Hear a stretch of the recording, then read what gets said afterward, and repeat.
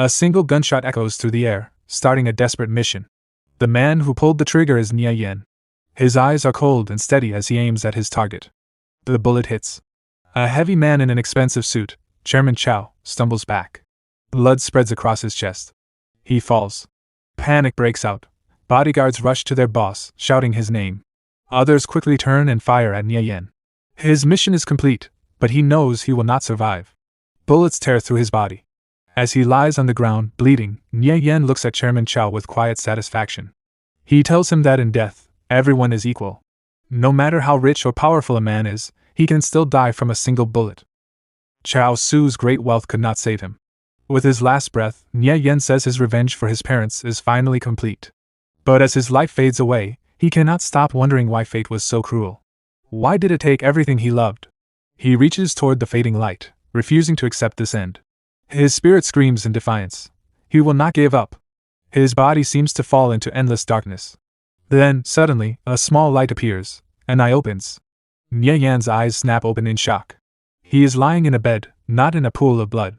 He is unharmed. He quickly sits up, his heart racing. He clearly remembers being shot by Cao Xu's bodyguards. So how is he alive? He looks around and freezes. This is his old, small apartment from his student days. Has he been sent back in time? A news report on the small TV catches his attention. It talks about the launch of a new virtual reality game called Conviction. The servers have just opened. His eyes widen. This confirms it. He really has returned to the past. He picks up a dusty photo frame and looks at a picture of himself and his parents. The memory is both sweet and painful. Back then, his parents traded special metals at the border. When the government later bought those metals at a high price, they made a huge profit. With that money, his father started a smelting company. Their family became rich almost overnight. They lived in luxury and had everything they wanted. But the good days did not last. When Nie Yan was 25, Cao Xu's Century Financial Group targeted his father's company. The friends his father trusted were bribed and turned against him. The business collapsed and went bankrupt. His father could not accept the failure and ended his life. His mother died soon after from heartbreak. Nie Yan was left alone. Looking at his reflection now, he admits that growing up rich had made him lazy. He wasted his youth. Only after losing everything did he choose to risk his life to take Cao Xu down with him. But now, he has been given a second chance. His eyes burn with determination as he clenches his fist. This time, he will not lose anything, and he knows exactly where to begin. The game Conviction was a holographic virtual reality game that would change the world. It attracted many powerful financial groups. It was also the foundation of Cao Xu's empire. The game quickly became humanity's second world. In his past life, Nie Yan was not just an ordinary player. He was a legendary level 180 great thief. He quickly grabs his phone and checks the date. It is July 25, 2025. Conviction has only been open for 7 days. A deep sense of relief fills his heart. It is not too late. He still has time. This is his perfect chance to rise again. He thinks carefully. At this early stage, the highest player on the leaderboard should only be around level 5. With all his memories and experience from the future, catching up will not be difficult. He remembers that his younger self still had some savings at this time. He checks his bank account. There's just enough money to buy a basic gaming helmet. His hand tightens into a fist. His knuckles turn white. He thinks of Cao Xu, the man who destroyed his family. A cold anger settles deep in his heart. With a clear goal in mind, he changes his clothes and leaves the apartment. This time, he will change everything. Later that night, the light in his small apartment remains on. Under the full moon, it shines like a silent promise. With a gaming helmet in his hands, he knows he is 7 days behind other players. But he is not worried. With his knowledge of the future, he will defeat every rival and stand at the very top of Conviction. Without hesitation, he puts on the helmet. He is ready to return to the world he once ruled. His awareness fades from the real world. A system window appears in front of him. He is entering Conviction. The first step is creating his character. A large world map appears in front of him, asking him to choose his starting country. The world of Conviction is divided into 3 main factions. The first is the lawful good righteous faction. It includes the Viridian Empire and the Citrine Empire. The Viridian Empire is a human nation ruled by a council of elders. It is home to classes like clerics, mages, and assassins. The Citrine Empire is a tribal alliance made up of proud dwarves, fierce orcs, and elegant elves. The second faction is the lawful evil dark faction.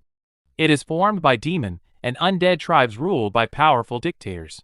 The third option is the neutral faction. It is for players who prefer a peaceful path and includes races like the giant tribes. Nie Yan does not hesitate. In his past life, he chose the Viridian Empire and played as a Gale thief. He spent years working hard on that character. He knows every skill and quest by heart. Choosing the same class again will help him use the knowledge from his rebirth. With confidence, he selects the Gale Thief class under the Viridian Empire. The system confirms his choice. Next, he moves to the naming screen. He types in his new name, Nirvana Flame. The name represents his rebirth from the ashes of his past life. The system confirms again. Character created, Nirvana Flame.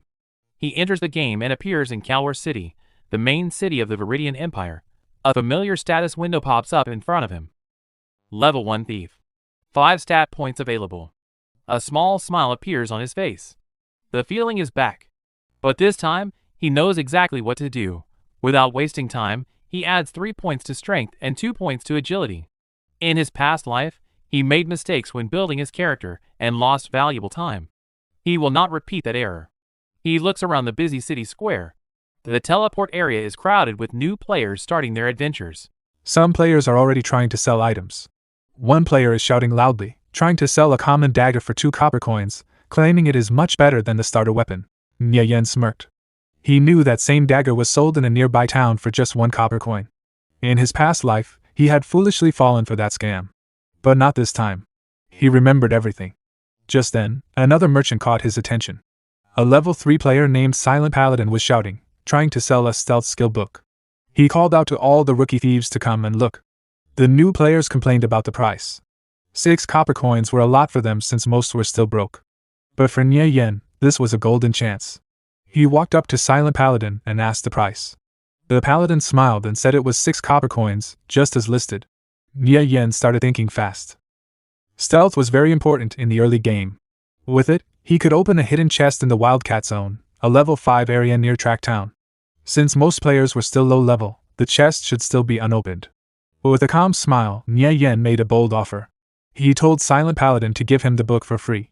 In return, he would share a secret farming spot that could drop more than a dozen stealth books each day. Silent Paladin became angry. Seeing that Nie Yan was only level 0, he thought he was just some crazy player trying to cheat him. He told Nie Yan to leave. But Nie Yan stayed calm and told him to wait. Then he revealed that he knew exactly where Silent Paladin had been farming the books, by killing fallen shamans in Link Town.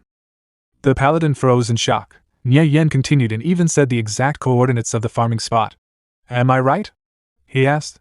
Silent Paladin broke into a cold sweat. How could this stranger know his secret location? If the new spot was even better, he could earn many more books each day.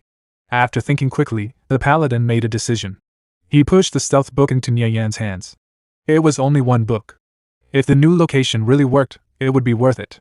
A system window appeared, showing that he was trading with Nirvana Flame. The deal was done.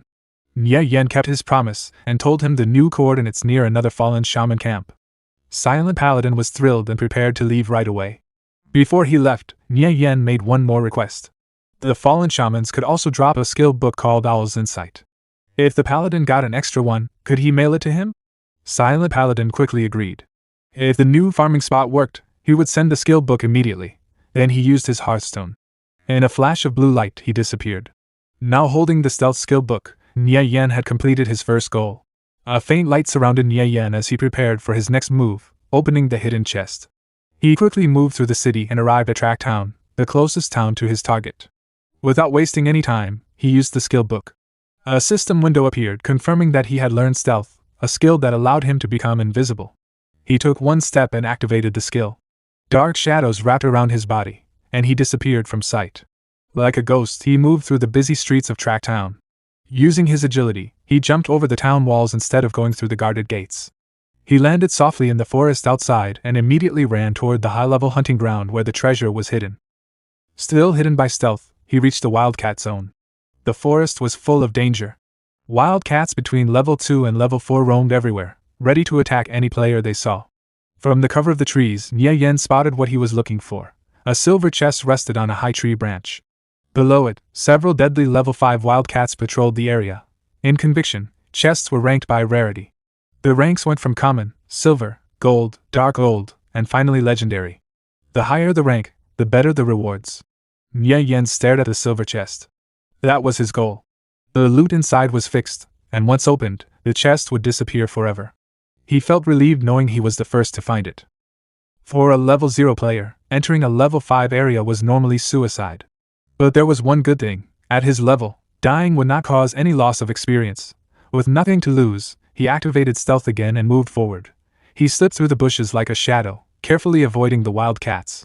Then he jumped up into the branches of a large tree, keeping his eyes on the chest. He had to be fast. Stealth only lasted 2 minutes, and opening a chest took time. Suddenly, one of the wild cats below stopped.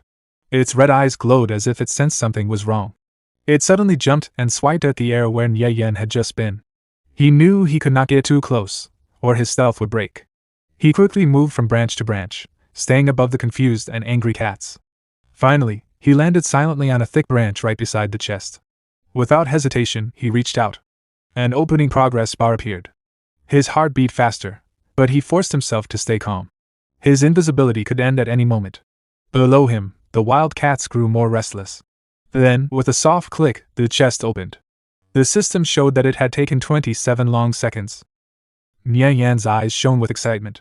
He pulled out a skill book from inside. "Got it," he whispered. The reward for his risk was a skill called Vital Strike.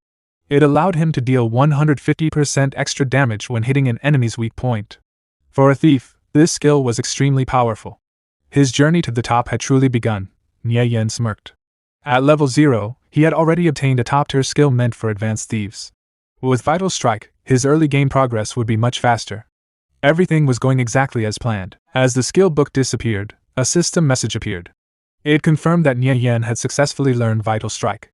His plan was now moving forward. Just as his stealth effect ended, 2 large red-eyed creatures below noticed him. But this was exactly what he wanted. Without hesitation, Nie Yan jumped down into a group of giant rats. While falling, he even thanked the confused monsters for guarding the chest. It was a clear insult. In Conviction, dying usually meant losing experience and possibly dropping items.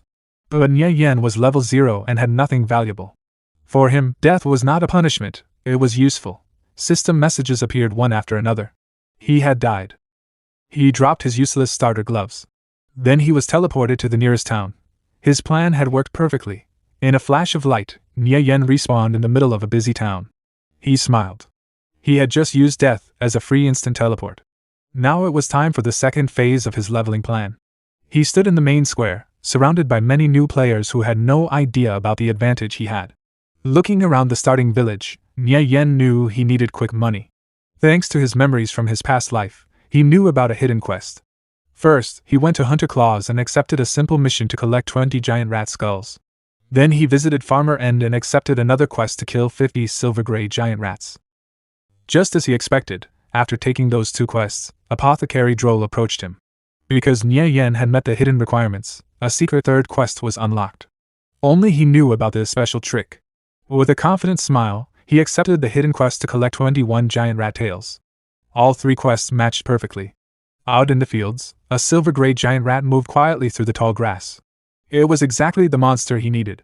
Nie Yan rushed forward and used Vital Strike. The skill did not even require a dagger. It dealt 21 points of damage, far more than a normal level 0 player could do. The rat died instantly. A skull and a tail dropped as loot. He was already making fast progress. To his surprise, his first kill also dropped a rare item. It shone brightly in the grass, a pair of tough leather leggings. They were common gear, but still valuable for a new player. Nie Yan immediately understood their worth.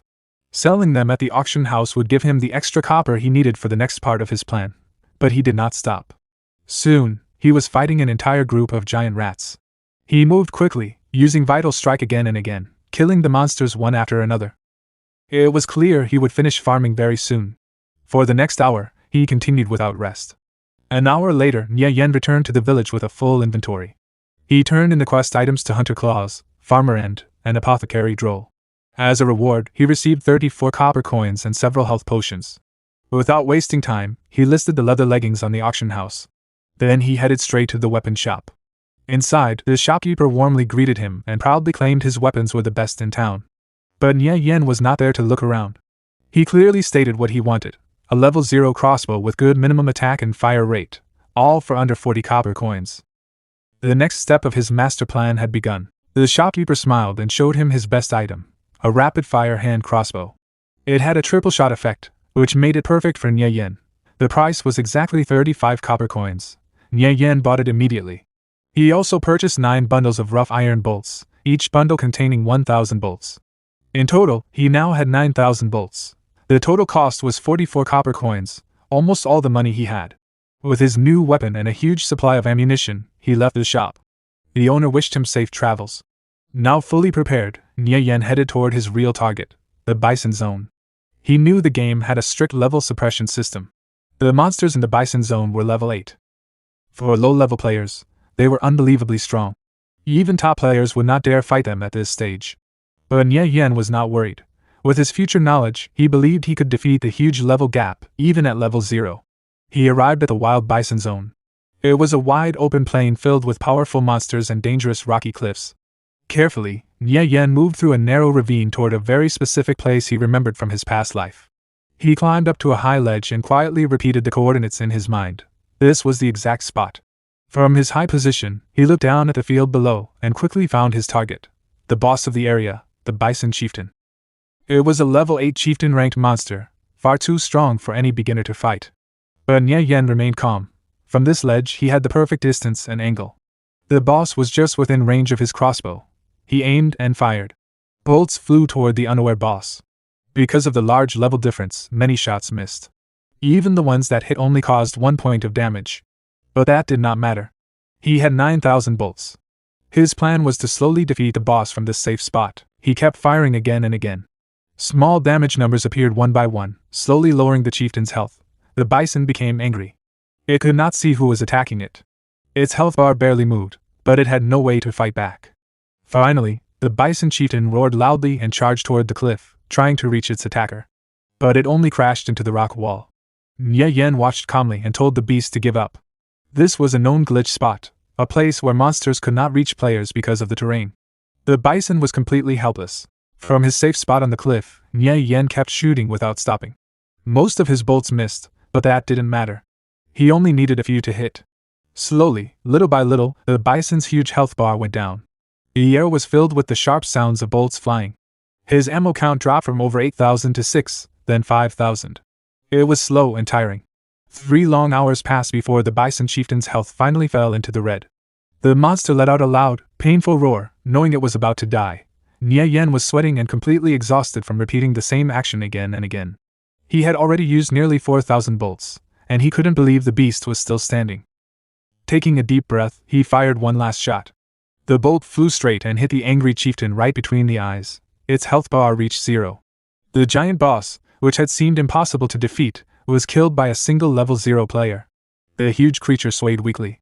Then, with a heavy crash, the bison chieftain fell to the ground, shaking the earth. A system window popped up in front of Nie Yan. He had killed the bison chieftain and received a massive 1,800% experience bonus because of the level difference. In a flash, he rose to level 2. His long and patient fight had paid off. He quickly climbed down from the cliff to check the loot. When he saw it, he froze in shock. The boss had dropped a horned dagger, a bronze-grade weapon. At this early stage of the game, that was extremely rare. In Conviction, equipment ranks went from common to legendary. Elite monsters were very rare, and the chance of getting stat gear was less than 1 in 1,000. A bronze weapon had 20% more attack power than common gear and also came with an extra bonus stat. This level 5 dagger was worth a lot of money, at least 3 silver coins. But first, he needed to identify its hidden stats. At that moment, 2 notifications appeared. His leather leggings had sold for 8 copper coins. At the same time, he received a call from a player named Flying Stone, a paladin he slightly remembered. Flying Stone appeared on the call, full of excitement. He happily explained that the farming location Nie Yan had given him was amazing. It increased his leveling speed by 50%. He even said he felt bad, like he had cheated Nie Yan by only trading 1 skill book for such a great spot. Nie Yan calmly told him not to worry. He simply asked Flying Stone to give him a copy of the Owl's Insight skill book if it ever dropped. Flying Stone quickly agreed. Then, curious, he asked how a level 0 player like Nie Yan had known about that farming location. Nie Yan told a simple lie. He said he had played on a high-level account before, but he decided to start over as a thief. Flying Stone was immediately impressed. He thought Nie Yan must have been a top-ranked player before. Changing the topic, Flying Stone asked if Nie Yan's old account had ever cleared the fallen shaman camp. He explained that his own team had tried many times but failed each time. They had died again and again, losing gear and experience. Seeing a chance to earn money, Nie Yan calmly said he could provide a full guide to clear the camp. The price was 2 silver coins. Not negotiable. Flying Stone was shocked that Nie Yan even had such a guide. Still, he was very happy. He trusted Nie Yan completely and promised to convince his team captain to pay the money as soon as possible. After ending the call, Nie Yan turned his attention back to his reward. It was time to identify his new dagger. He returned to Track Town and went straight to the appraiser to reveal the weapon's hidden stats. Inside the shop, a beautiful elf appraiser with sharp eyes welcomed him. Nie Yan placed the unidentified dagger in front of her and asked her to examine it. The elf smiled slightly and told him the price for identification, 10 copper coins. Nie Yan was surprised by the high cost, but he understood what it meant. In Conviction, the identification fee was based on the item's value. If the fee was 10 copper, then the dagger must be worth at least 12 silver coins in the market. It was worth it. Without hesitation, he paid the coins. The appraiser began her work. A strong energy flowed from her hands, and the dagger was surrounded by bright golden light. The results were amazing. The horn dagger was a bronze-grade weapon with a level 0 requirement. It gave 18 attack and 5 strength. Nie Yan was thrilled. The bonus stat had rolled as 5 strength, which increased his damage even more.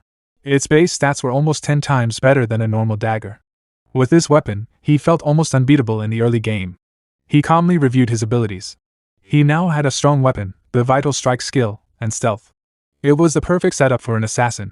However, he was still missing one thing, a way to heal during long fights. For thieves, there were 2 ways to recover health: potions or bandages. Potions worked quickly but cost a lot of money. Bandaging was slower but much cheaper. As a reborn player who understood the value of every coin, the choice was clear. He would use bandages. Before leaving town, he stopped at the apothecary. He had a special plan in mind, and for that, he needed 2 minor underwater breathing potions. Inside the shop, the alchemist handed him the potions. But first, there was something else he needed to do. Nie Yan decided it was time to learn the bandage mastery skill he had been planning to get. After finishing his preparations, he headed toward his next destination, Lake Rando, a remote and dangerous place. The road to the lake was full of monsters. Nie Yan moved like a shadow, killing them quickly with fast and clean strikes. He stayed alert the entire time. Out in the wild, players could steal your kills or start fights at any moment. After some time, he reached the fisherman village at Lake Rando. The main path went straight through the crowded village. Nie Yan knew that attacking this place directly would require a raid team of at least 1,000 players. For someone alone like him, stealth was the only choice. Just as he was about to sneak in, a zone announcement suddenly appeared. The guild Victorious Return was clearing the area. All non-guild players were ordered to leave within 3 minutes. Nie Yan's eyes narrowed when he saw the name. Victorious Return. The name brought back painful memories. Just like in his past life, they were arrogant bullies. They claimed entire areas as their own and attacked anyone who refused to leave. He clearly remembered how they had hunted him for months. A cold fire burned in his eyes. This wasn't just a problem. It was a chance for revenge. He decided right then that he would slowly settle the score with them. Instead of leaving, Nie Yan activated his stealth skill. His body blended into the shadows as he quietly slipped forward. He planned to walk straight through their territory without being noticed. He moved silently through the village, passing the dangerous fisherman guards like a ghost. Suddenly, his stealth broke. A fireball exploded in front of him, revealing his position. The blast hit him directly and knocked him backward. A system message appeared. A player named Purple Blaze had attacked him. Self-defense mode was now active. An elementalist from Victorious Return stepped forward with a proud smile. He mocked Nie Yan and told him to get lost. Seeing that Nie Yan was alone, the mage was confident he could handle him easily. Nie Yan quickly dodged another fire attack. His mind worked fast. Against a mage, he only had 2 choices: close the distance and attack, or run away. But running was not his style. He knew the mage's pyroblast spell needed 2 seconds to cast. That was more than enough time for a thief. Nie Yan rushed forward, catching the mage off guard. Before the spell could finish, he was already in front of him. He drove his dagger hard into the mage's chest, cutting away a large part of his health bar. The mage shouted in anger. He screamed that this area belonged to Victorious Return and that Nie Yan must have a death wish. To keep Nie Yan away, the mage cast another spell, Ring of Fire. Flames spun around him in a burning circle. Nie Yan was caught in the fire, and his health quickly started dropping from the intense heat. But he was ready. Without hesitation, he drank a minor recovery potion. His health instantly restored by a large amount. This was the moment Nie Yan had been waiting for. The mage was shocked. He thought Nie Yan would run away. Instead, Nie Yan pushed through the flames and struck him again with a clean hit. The mage screamed in panic, but it was already too late. Nie Yan had broken through his defense and was ready to finish him. While watching Nie Yan burn in the fire, the mage quickly checked their health. He guessed the thief must be almost dead. He himself only had 51 HP left. It was now a race against time. If he could cast one more fireball, he would win. Purple Blaze shouted angrily, saying this was the price for challenging the victorious Return Guild. But his attack was rushed and sloppy. Nie Yan easily stepped to the side and avoided it. At that moment, Nie Yan's dagger began to glow with a dark red light. He moved forward and used his skill, Vital Strike. The blade stabbed deep into the mage's body. Purple Blaze stared in disbelief as his body slowly began to break apart into pixels. He could not understand how a level 2 thief had survived his powerful spells. Nie Yan gave him a small smile. As the mage's body disappeared, he finally realized the truth. Nie Yan had used an instant recovery potion. But it didn't make sense. A solo level 2 player should not have enough money to buy such a rare item. Nie Yan calmly told him he could think about that while waiting to respawn. The fight was over. Victory belonged to Nie Yan. He quickly picked up the level 2 bronze staff the mage had dropped. There was no time to celebrate. He knew the rest of the guild would arrive soon. Just as he expected, nearby guild members saw Purple Blaze fall. They shouted loudly and ordered everyone to catch the killer. Without hesitation, Nie Yan ran toward the lake shore. The guild's warriors chased after him. One of them mocked him, saying escape was impossible. A fighter with a huge greatsword swung it down with great force, shouting that Nie Yan would never get away. But the flame slash attack was too slow. Nie Yan dodged it easily. The warrior was stunned. He could not believe the thief was fast enough to avoid such a strong attack.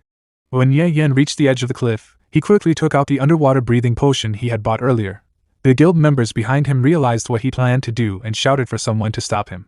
The warriors used their skills and rushed forward in a desperate attempt to block him before he reached the water. But in their panic, they lost coordination. Some of the charging warriors crashed into their own shield bearer who was trying to cut off Nie Yan's path. Nie Yan glanced back with a faint smile as he watched them stumble over each other. Their attacks hit nothing but air and stone as he jumped gracefully off the cliff. With a loud splash, he disappeared into the waters of Lake Rando. The members of Victorious Return could only stand there and stare at the surface. They cursed angrily. Without underwater breathing potions, they could not follow him. Soon, a woman who seemed to be the guild leader arrived and demanded to know what happened. One warrior reported that the target had escaped into the lake. The leader calmly gave her next order. Find out when Purple Blaze respawns and get the thief's player ID from him immediately. At the respawn point, Purple Blaze shared the name. The mysterious thief finally had an identity. Nirvana Flame. As the guild leader above swore revenge, Nie Yan moved deeper into the quiet water below. He had made a powerful enemy, but everything was going exactly as he planned. Safe underwater, he let out a slow breath. He had escaped the guild. Now it was time for his real goal. He remembered a hidden treasure chest somewhere in these waters. Thanks to his past memories, it did not take long to find it. Hidden among thick seaweed was the chest he was looking for. Inside, he found exactly what he needed. The fisherman's water-repelling pearl, a special item that allowed him to breathe underwater for 30 minutes. It was not very rare, but for his current plan, it was extremely important. Just as he put it away, a sharp trident flew past his face. He had been discovered. Without realizing it, he had entered a fisherman's den. The creatures surrounded Nie Yan from every direction. Fighting them underwater, in their own territory, would be suicide.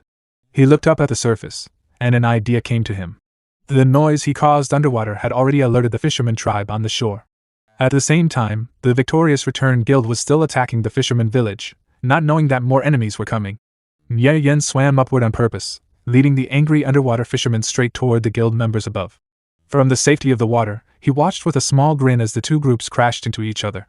The guild and the fishermen began fighting fiercely. He silently thanked Victorious Return for clearing the path for him. While chaos spread across the shore, he swam toward his real destination, the island in the center of the lake. Soon, he reached the island and came up for air. He took a deep breath. His plan had worked perfectly. But just then, a scream for help echoed across the island. He turned toward the sound and froze. Pink hair. That voice. It was Yao Yao, the holy mage from his old party. He could not believe they had met again so soon. Memories from his past life rushed into his mind, the battles they fought together, and the quiet talks by the campfire. They had shared many experiences. Seeing her here felt like fate. Back in the present, he saw Yao Yao struggling in the water. 3 water spiders were attacking her. Without thinking, he jumped back into the water to help.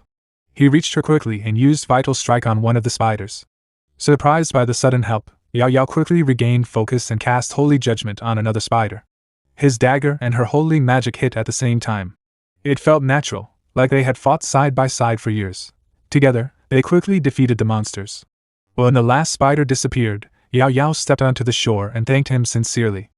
He told her it was nothing and introduced himself with his in-game name, Nirvana Flame. She softly repeated the name. Nirvana Flame. Something about it felt familiar. The name reminded her of someone she knew in real life, Nie Yan. She wondered if he was the same person. She then introduced herself properly as Yao Yao. A friend request from Nirvana Flame appeared in front of her. She smiled and said that since he saved her, they should add each other so she could repay him someday. He accepted. A notification confirmed they were now friends. Nie Yan smiled and asked what she was doing on this remote island. Yao Yao explained she was farming water spiders for their water sacs. Coincidentally, Nie Yan was hunting the same monsters for a different item, fine silk. Since they were after drops from the same monsters, he suggested they form a party. She agreed immediately. To his surprise, she opened a trade window and offered him the fine silk she had already collected as a thank you gift.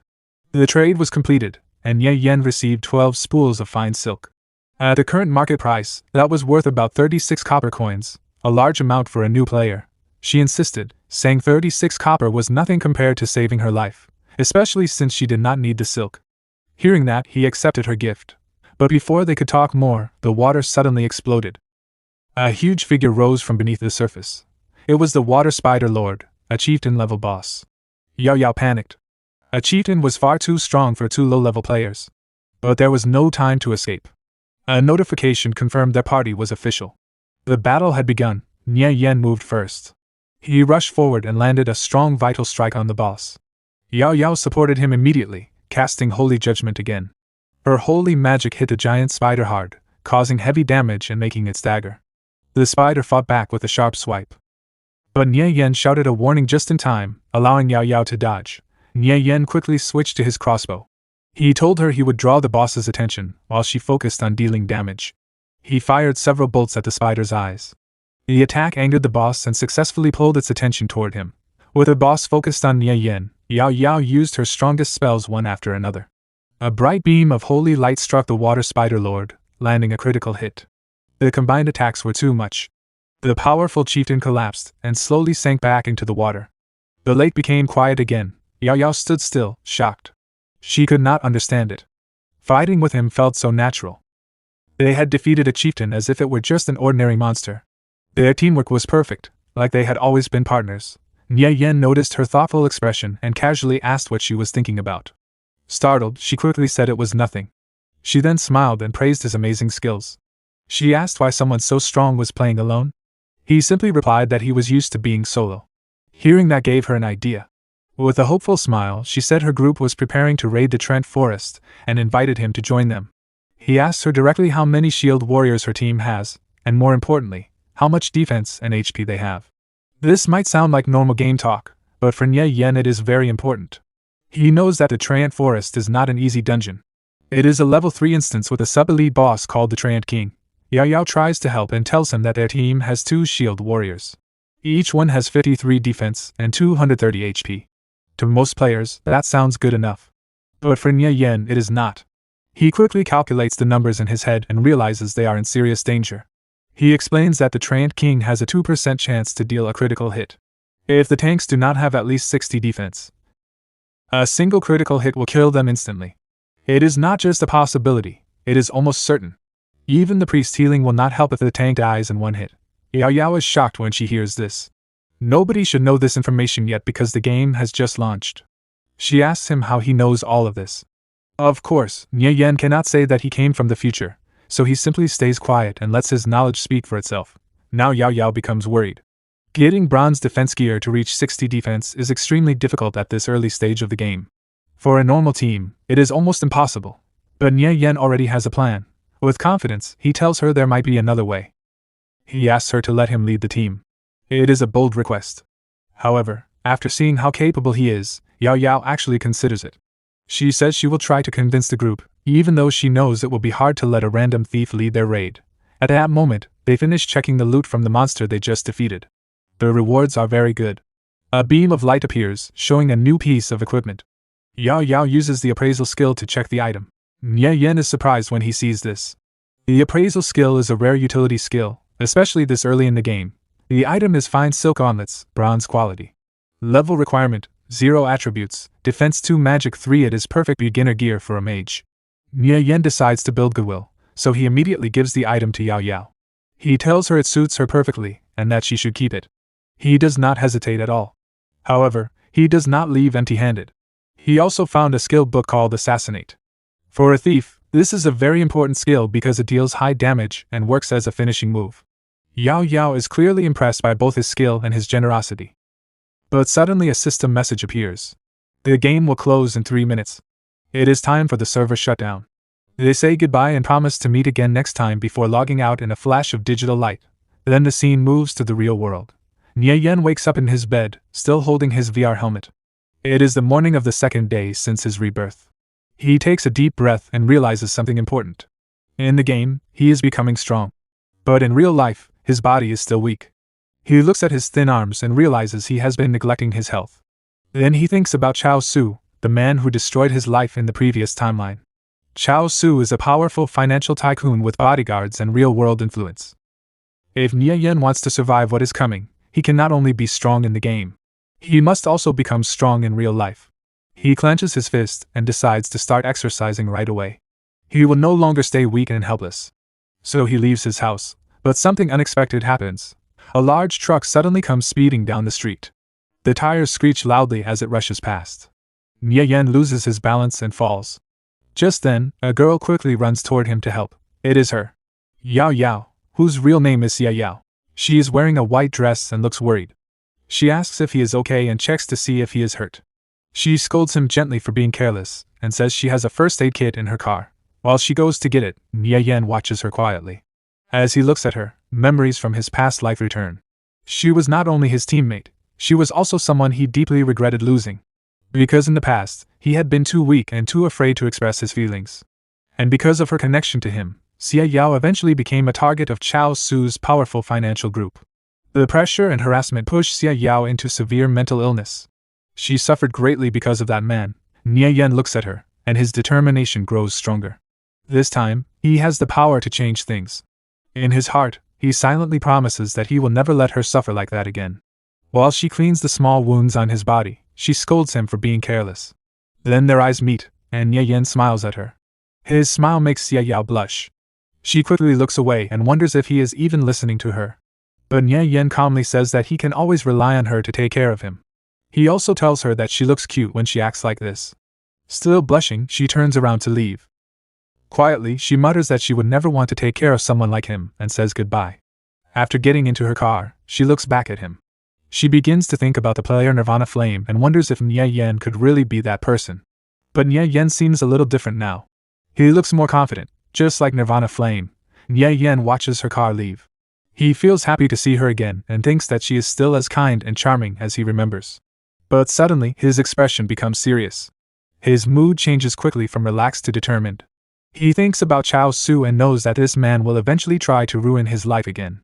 Because of that, Nie Yan realizes he must grow stronger in the game conviction as quickly as possible. The game is his only chance to change his fate. At that moment, his phone suddenly rings. It is Tang Yao. When Nie Yan answers, Tang Yao immediately starts shouting. He demands to know where Nie Yan has been for the past 2 days, and why he has not contacted him. Then he orders him to come meet him right away. Nie Yan is surprised for a moment, but then he smiles and says he is happy to hear his voice again. Memories begin to return to him. Tang Yao was his best friend in his past life. When Nie Yan's life fell apart, Tang Yao secretly helped him many times. He even risked being discovered by Cao Xu's people. Because of Tang Yao, Nie Yan's difficult days became a little easier. However, Tang Yao also had a weakness. He loved chasing women. In Nie Yan's previous life, Tang Yao got into a fight at a bar because of jealousy. During the fight, he angered a very powerful person. In the end, He was beaten badly and left dying in a dark alley. In this life, Nie Yan refuses to let that tragedy happen again. Soon, they meet on the street. Tang Yao happily puts Nie Yan in a playful headlock.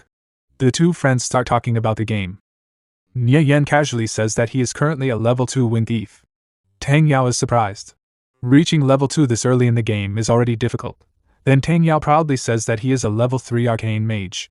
After that, they go to a place called the PK Bar. It is a special place where players connect to machines and fight using their in-game characters in battle simulations. It is partly a high-end gaming cafe and partly a competitive arena. Tang Yao likes coming here to gamble on matches, even though he often loses money. Right then, trouble appears. A man named Wei Kai walks in with several friends. He looks stylish but also arrogant. As soon as he sees Tang Yao, he starts mocking him, asking if he came to lose more money again. Tang Yao is clearly annoyed, but he also enjoys the challenge. Then Wei Kai notices Nie Yan and sneers. He asks if the beating from last time was not enough. It seems that Nie Yan had also been bullied here before. Wei Kai continues laughing and insulting them. Tang Yao quickly says that as long as he is there, Nie Yan will be safe and no one will dare to touch him. But Nie Yan remains calm. Very calm. Even Wei Kai notices something strange. Nie Yan does not look scared like before.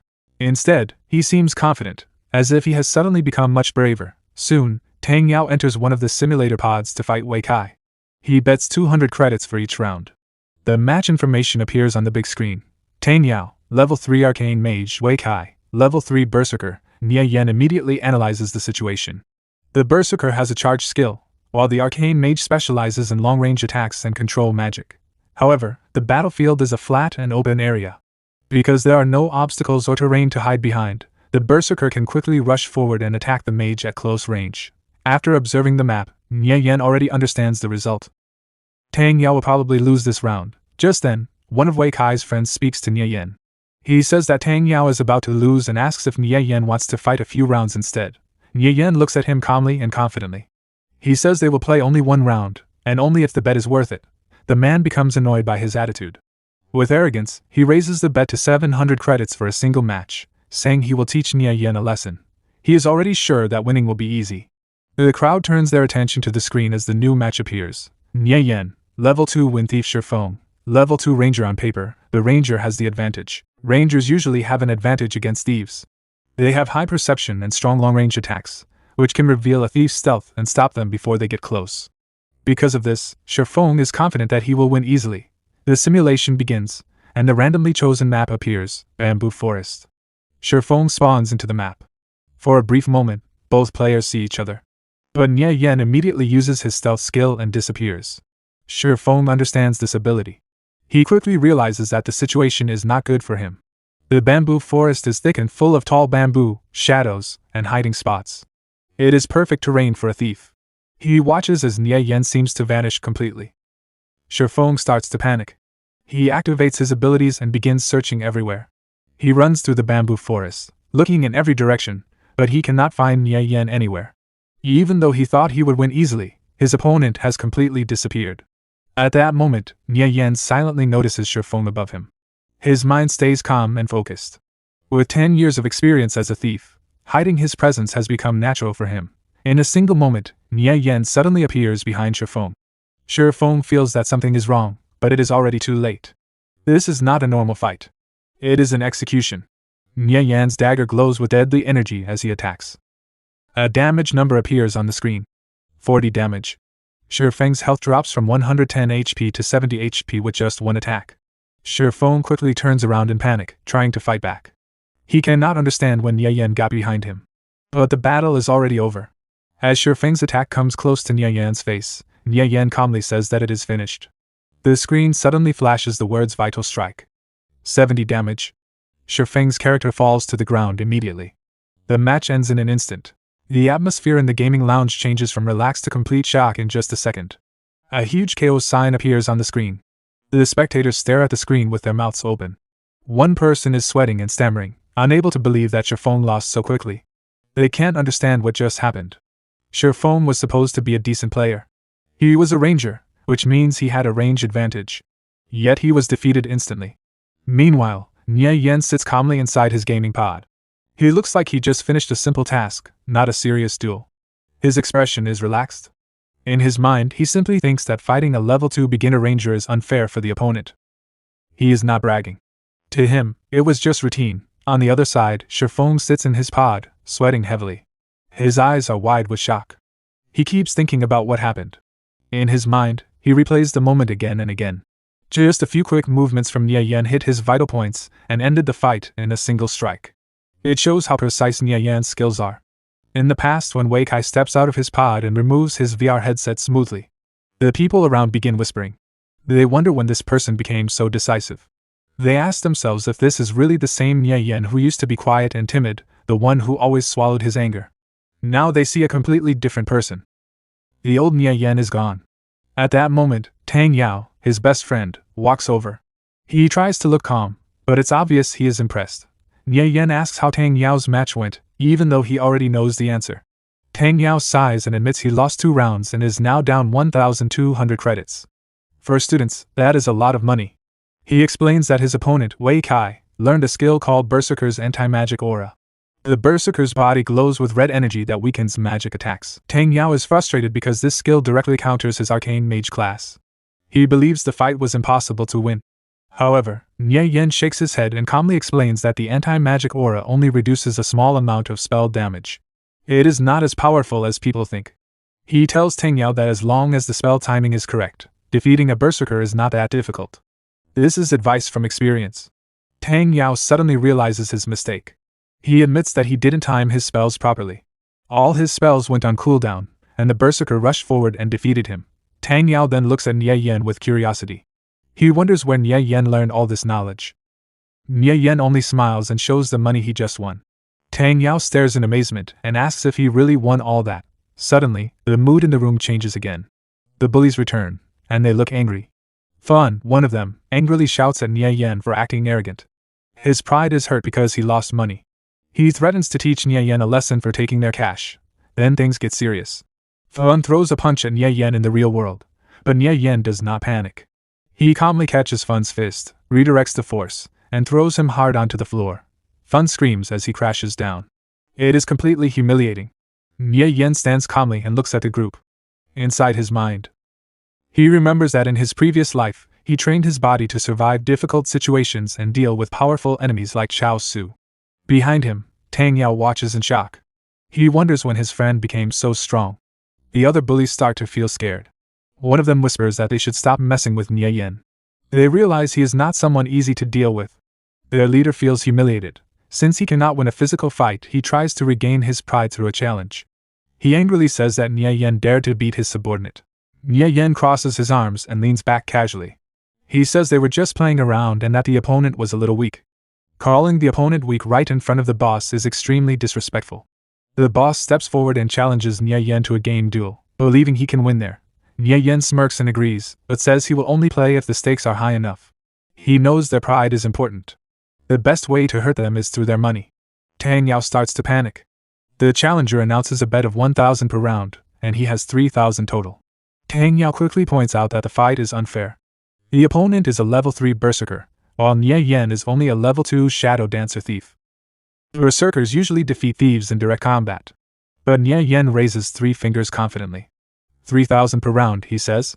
He just tripled the bet. The challenger is surprised for a moment, but then he laughs and agrees. He believes this will be easy money. Tang Yao grabs Nie Yan's shoulder and asks if he has gone crazy. He reminds him that he doesn't even have that much money. Nie Yan calmly replies that he doesn't. That's why he wants to borrow money from Tang Yao. Tang Yao almost panics, but after a moment he sighs and agrees. He decides to trust his friend and risk everything. True friendship. The system announces that they are entering the game. The screen changes as they enter the virtual world. The versus screen appears. Nie Yan versus the Berserker. Their avatars appear. The Berserker looks huge, wearing heavy armor and holding a massive sword. Nie Yan looks smaller but fast and dangerous. Then the map loads. It is a wide grassland, with endless green fields. Tang Yao's face drops immediately. He explains that this map is terrible for thieves. There are no trees, rocks, or shadows to hide in. A thief without cover is very vulnerable. The opponent laughs and offers to change the map if Nie Yan thinks it is unfair. He is clearly mocking him. But Nie Yan simply says there is no need. They will fight on this map. The battle begins. Nie Yan activates stealth, and his body slowly becomes invisible. The berserker scans the field carefully. He believes the moving grass will reveal Nie Yan's position. Suddenly he notices grass moving strangely. He waits for the wind.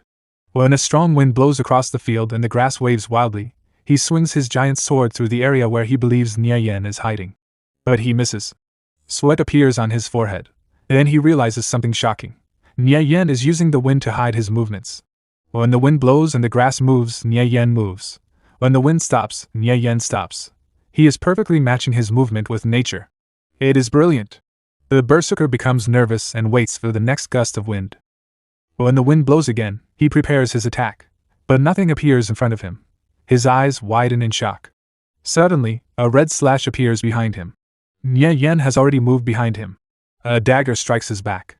Damage, -35. The berserker panics, and uses whirlwind slash, spinning wildly with his sword to push Nie Yan away. But Nie Yan has already stepped back. He watches carefully. Nie Yan knows that after using whirlwind slash with a great sword, the berserker has about 1 second of recovery time. That moment is the key. The spin stops. The berserker cannot move. He is completely open. Nie Yan instantly lunges forward. His dagger strikes. Vital strike activated. The screen flashes. From the sidelines, Tang Yao and the others watch in shock. That's impossible. Someone shouts. The timing was perfect. Critical hit, 96 damage. The berserker's health drops rapidly. He now has only 34 HP left out of 165. He is one hit away from defeat. Desperate and furious, he raises his sword and uses his final attack, Flame Slash. His blade bursts into flames as he swings it down with all his strength. The giant burning sword falls toward Nie Yan like a meteor. Nie Yan stands there calmly, the fire reflecting in his eyes. Tang Yao panicked and shouted, Nie Yan! Dodge quickly! At that moment, Nie Yan was facing Wei Kai's attack. Wei Kai planned to use Flame Slash to force him back. But Nie Yan stayed calm. As a thief, close combat is my advantage, Nie Yan thought. My HP is still high. Even if I take this hit, I can keep my distance advantage. Nie Yan raised his sword and blocked the attack. Even so, the strike landed a critical hit, and -56 HP appeared above his head. Wei Kai angrily shouted, You brat! How dare you tank my skill? How arrogant! Right after that, Wei Kai swung his blade again and used one strike slash. A wave of energy shot toward Nie Yan. At the same time, Wei Kai quickly jumped forward, following the attack to strike again. Tang Yao became even more nervous. Oh no! Charge has a brief stun effect. If he gets hit, Nie Yan is finished. On the other side, one of Wei Kai's subordinates smirked and said, That brat Nie Yan is still pretending to be strong in front of us. Does he really think Boss Wei Kai's skills are just for show? But at that moment, Nie Yan suddenly moved and dodged the attack. Wei Kai's eyes widened in shock. He dodged it? From such a close distance. He actually dodged my one strike slash? Nie Yan gripped his dagger and thought, the attack range of charge isn't as long as my dagger. If I take this chance, I can win. He moved forward and quickly slashed his dagger toward Wei Kai's neck. At the same moment, both of them hit each other with their attacks and were pushed backward. After the clash, Wei Kai's HP dropped to 0. His eyes and mouth opened wide in shock as he fell to the ground. On the other side, Nie Yan was also pushed back. He stabbed his dagger into the ground to steady himself. His HP had also fallen very low, leaving him with only 40 HP. Nie Yan thought, I still got hit by charge, just like I expected. But luckily, I struck first. There was a small wound on his face. But his eyes were calm and determined. Then a system notification appeared. You win! Tang Yao shouted in disbelief, full of excitement. He won? A level 2 thief fought a level 3 berserker. And he actually won? Wei Kai's subordinate held his head in shock and said, Boss lost? How is that possible? How does that brat Nie Yan know the skill range of a berserker so well? How did he do it? After the duel ended, Wei Kai took off his game pod helmet. He still couldn't believe it. I actually lost? Nie Yan also removed his helmet and stood up. At that moment, Tang Yao happily ran toward him and said excitedly, Not bad, kid. You won even though you were level 2 against a level 3. Nie Yan smiled slightly and replied, Just a lucky win. Tang Yao put a hand on his shoulder and said, You seem to know a lot about this game, Conviction. Teach me how to play an arcane mage. Nie Yan smiled and answered, No problem. I'll teach you everything I know. After losing the duel, Wei Kai walked toward Nie Yan with his subordinates. Seeing them approach, Tang Yao quickly asked, What's wrong, young Master Wei? You're not going to go back on your loss, are you? Wei Kai replied calmly, Young Master Tang, what kind of person do you think I am? I admit defeat and accept my loss. Then he looked at Nie Yan and said, If young Master Nie Yan and young Master Tang have time in the future, you're welcome to come hang out at my bar. After saying that, he turned to his subordinates and said, Let's go. As they were leaving, one of his subordinates asked, Boss, why are you being so polite to that brat Nie Yan? Wei Kai replied calmly, You can't judge a person only by how they are now. You have to look further into the future. That kid has changed a lot. He might rise very quickly in the future, so it's better not to make enemies with him. Meanwhile, Nie Yan happily said to Tang Yao, Let's go. We won quite a bit today, so it's my treat. As for the arcane mage stuff, we'll talk about it in the game tonight. Tang Yao excitedly replied, Great. That night, the light in Nie Yan's room was bright. He was exercising to make his body stronger. After finishing his workout, he grabbed a towel and said to himself, Having a young body is really great.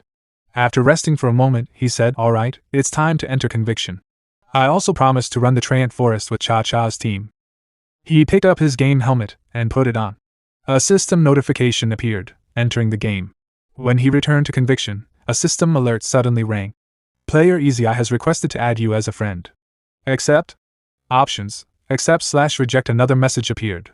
Player Flying Stone has deposited 1 silver coin into your personal storage. Message, Expert, the walkthrough you provided really worked. We already cleared the fallen shaman camp. The other silver coin has also been left in your storage. Also, Expert, do you have a walkthrough for the Ogmat Muddy Swamp? It's urgent.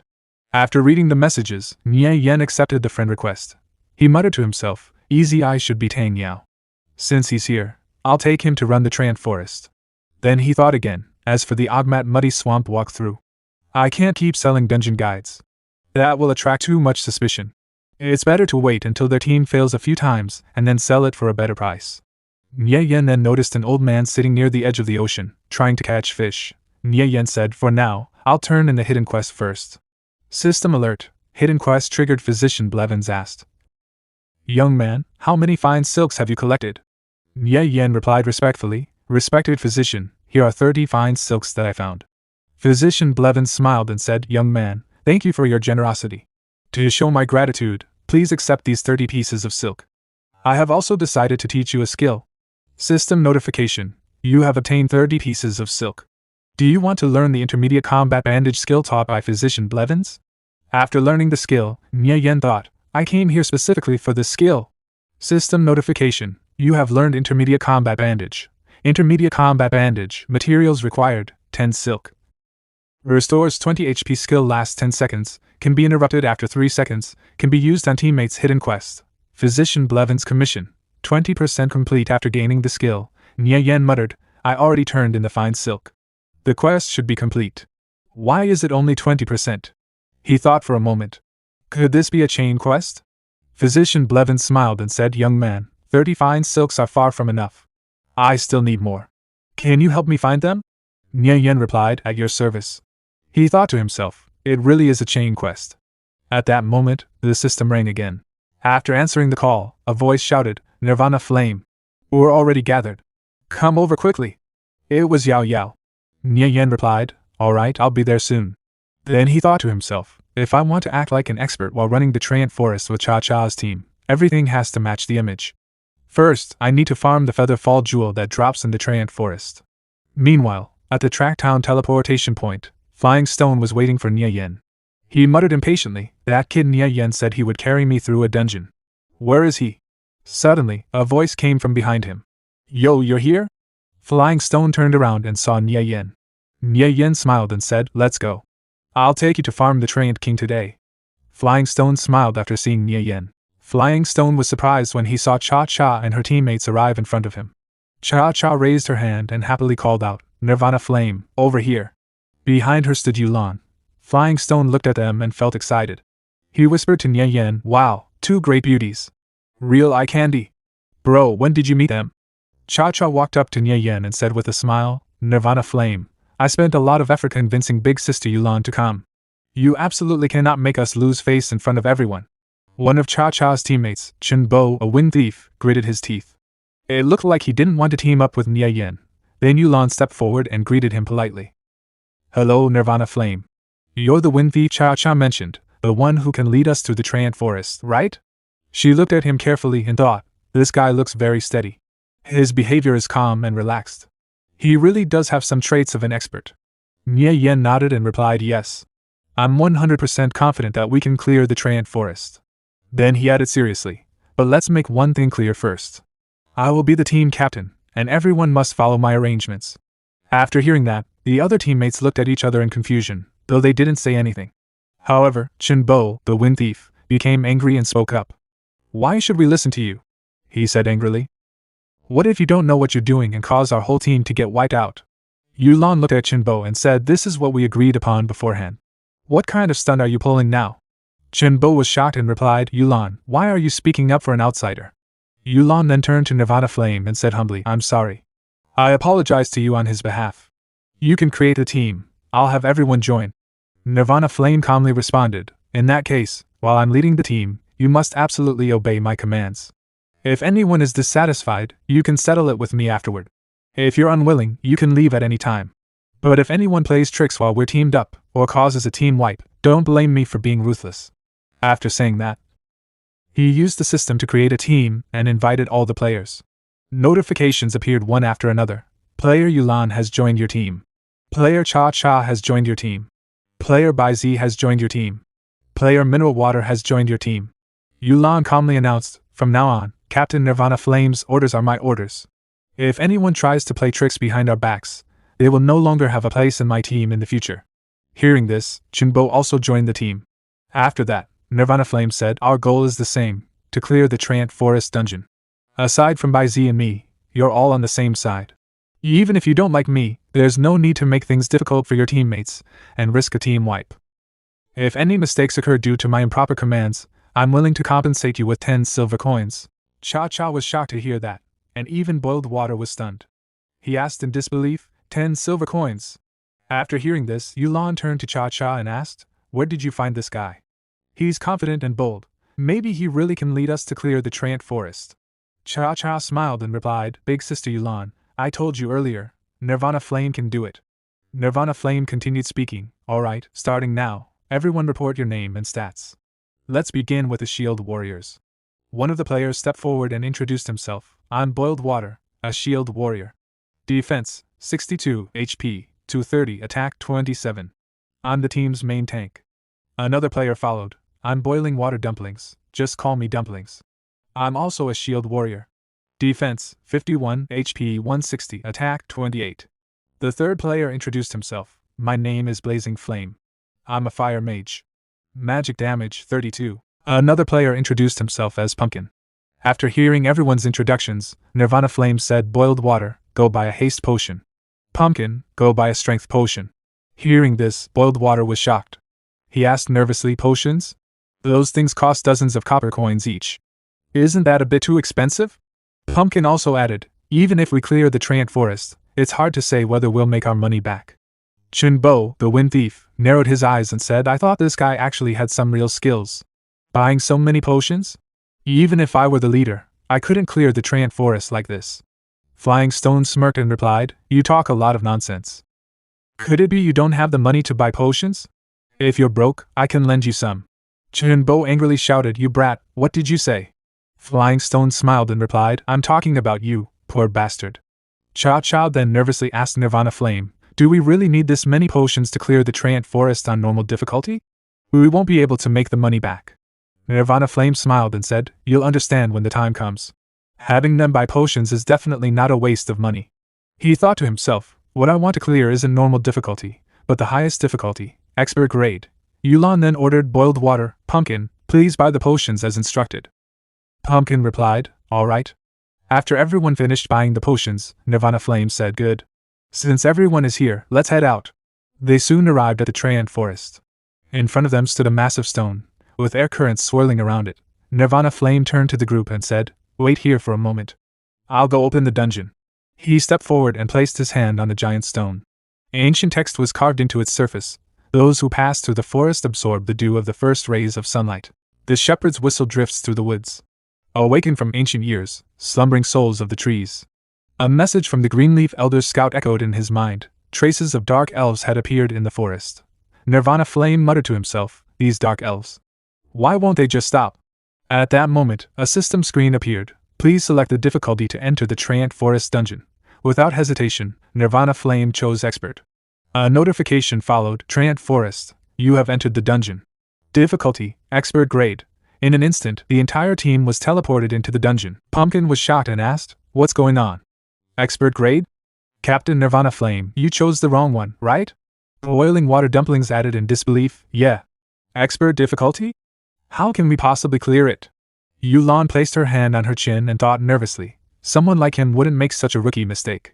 Could it be he planned to conquer expert difficulty from the very beginning? Chenbo shouted, I think I understand now. Nirvana Flame, you're trying to get us killed, aren't you? What did we ever do to you? You insist on choosing expert difficulty just to cause a team wipe and make us lose experience. Nirvana Flame calmly replied, since I brought you in, I naturally have a way to bring you out. If you're dissatisfied, you can leave the team. Chenbo angrily said you. Before he could continue, Cha-Cha interrupted. Chenbo, Nirvana Flame is a friend I invited. If you have a problem with me, say it directly. There's no need to keep targeting him. Chenbo was taken aback and quickly turned to her. That's not it, Cha-Cha. I don't have a problem with you. However, he thought angrily, I didn't expect Yao Yao to actually defend an outsider. That damn guy. Nirvana Flame then explained calmly, expert difficulty isn't that hard. The monsters just have about 30% more HP. It requires a bit more defense from the shield warriors and slightly higher damage from the mages. That's all. As for the boss, the Treant King, there are a few changes, but I'll remind you when the time comes. Yulan thought, he makes it sound so easy. But in a dungeon, even the slightest difference, 1% HP, or just a couple of points in defense or magic damage, can lead to a team wipe. Let alone a 30% increase. Where does his confidence come from? Yao Yao asked anxiously, Nirvana Flame, are you really confident? If it doesn't work, we can just… Before she could finish, Nirvana Flame replied, relax. It won't be a problem. Chenbo narrowed his eyes and thought, I'd like to see how you plan to lead everyone through an expert-grade dungeon. The group moved forward, a strong wind blowing through the forest. Suddenly, thick roots shot out from the ground toward them. Nirvana Flame shouted, careful. We've entered the trance attack range. They'll use vines. Everyone spread out. In an instant, vines lashed out in all directions. Several wrapped tightly around Chenbo's arms and legs, immobilizing him. One vine burrowed into the ground, and moments later, a Treant master emerged, towering before them. Panic spread through the group. The Treant master's vines began dragging Chenbo toward it. Struggling helplessly, he shouted in fear, help! Save me! Captain Nirvana Flame, save me! The tree demon rushed forward, dragging Chenbo with it as he shouted for help. Yulan looked at the creature and said, it's a tree demon. Nirvana Flame quickly gave orders, boiled water, dumplings, attack from the right. Paladins, form a wall. Mages, use full firepower. The shield warriors stepped forward and held their ground. They raised their shields and blocked the giant tree, trying to push it back. At the same time, the mages attacked from different directions. Their spells hit the tree demon, causing a loud explosion. Its HP dropped to 0. The vines loosened and released Chenbo, who fell to the ground. He stood up angrily and shouted, Nirvana Flame, you did that on purpose. Didn't you? You saw the tree demon earlier and didn't warn me. Otherwise, how could you stay so calm during that sudden attack? Nirvana Flame narrowed his eyes and replied, Chenbo, get your facts straight. We all saw the tree demon at the same time. Even the shield warriors managed to dodge it. You're a thief, yet you couldn't? I don't know how you even played that class. Flying Stone added, blaming others for your lack of skill is just a joke. Pick any random thief from the street. They'd probably do better than you.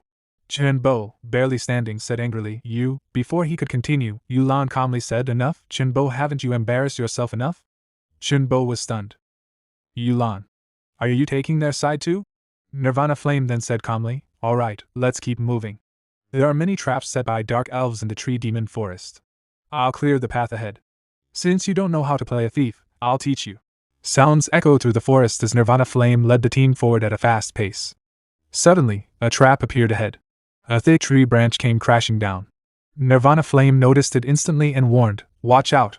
He quickly jumped from one tree to another, dodging the falling branch. As he moved forward, more traps were triggered, arrows shot out from hidden spots, but he skillfully leaped aside, avoiding them. A wire trap appeared above him, and he immediately slashed it with his blade, cutting it into pieces. Flying Stone was shocked and thought, he's this good at playing a thief? Yulan was also surprised.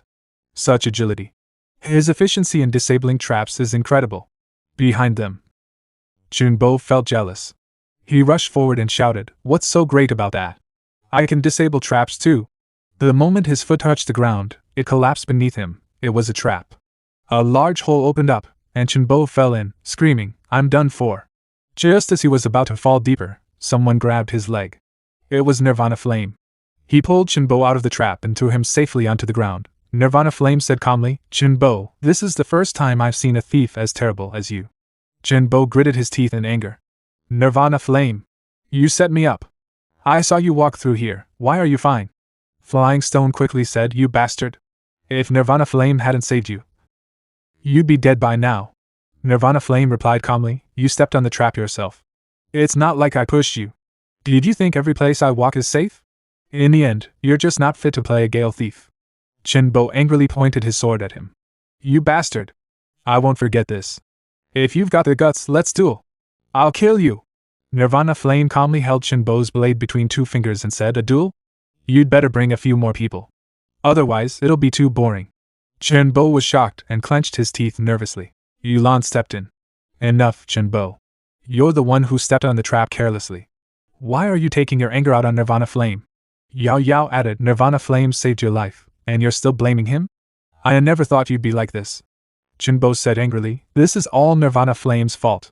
He set me up on purpose. He didn't tell me there was another trap here. Besides, we're your teammates. He's just an outsider. How can you side with him?" Boiled Water, the shield warrior, said calmly, "Enough, Junbo. Nirvana Flame didn't do anything wrong. You've been targeting him this whole time, and everyone can see it." Junbo looked at them in disbelief. "Even you guys?" He laughed bitterly. "Fine. Let's see how he leads you through this dungeon." With that, he left the party. Yao Yao stepped forward and said sadly to Nirvana Flame, "I'm sorry. I was the one who invited you to this dungeon. I didn't expect things to turn out like this." Nirvana Flame replied calmly, "It's fine. It's actually better without someone causing trouble." He thought to himself, "Looks like I'll have to form my own party from now on if I want to run dungeons." Yulan said anyway, "Let's talk about this later. For now, let's focus on clearing the dungeon." Half an hour later, Nirvana Flame said, "I scouted ahead using stealth. The path forward is completely blocked by tree demons. There are 18 of them in total." Yulan frowned. Nirvana Flame, "We can't handle that many." Nirvana Flame replied calmly, "Relax. I'm not stupid enough to make you fight all of them at once." He stepped forward, then pushed off the ground and jumped onto a tree branch above. Behind him, one of the shield warriors asked, "What is Nirvana Flame trying to do?" At that moment, Nirvana Flame opened his storage and took out a bow and arrows. Holding them, he thought, "Now I'll show you what true, god-tier pulling skills look like." Nirvana Flame raised his 3-shot hand crossbow and fired at 3 different locations with perfect precision. The bolt shot forward at incredible speed, each hitting a separate target. Seeing this, Boiling Water Dumplings asked nervously, "Did Nirvana Flame's hand slip?" The shield warriors were also shocked. "If those arrows alert all the tree demons, we're completely doomed." Nirvana Flame landed on the ground and quickly said, "Boiled Water, get into position at 289, 288, 212. Boiled Water replied in disbelief, "Oh, okay." 2 of the arrows struck different spots, drawing several tree demons toward those locations. The 3rd arrow hit one tree demon directly, reducing its HP by 1 and pulling its aggro. Yulan was stunned. What incredible skill! To use a 3-shot hand crossbow to hit 3 different locations and pull aggro like that. I have only heard of techniques like this in Legends. She turned to Yao Yao and asked, "Where did you find such an expert?" Those 18 tree demons were so close together. If even one was alerted, the rest should have followed immediately.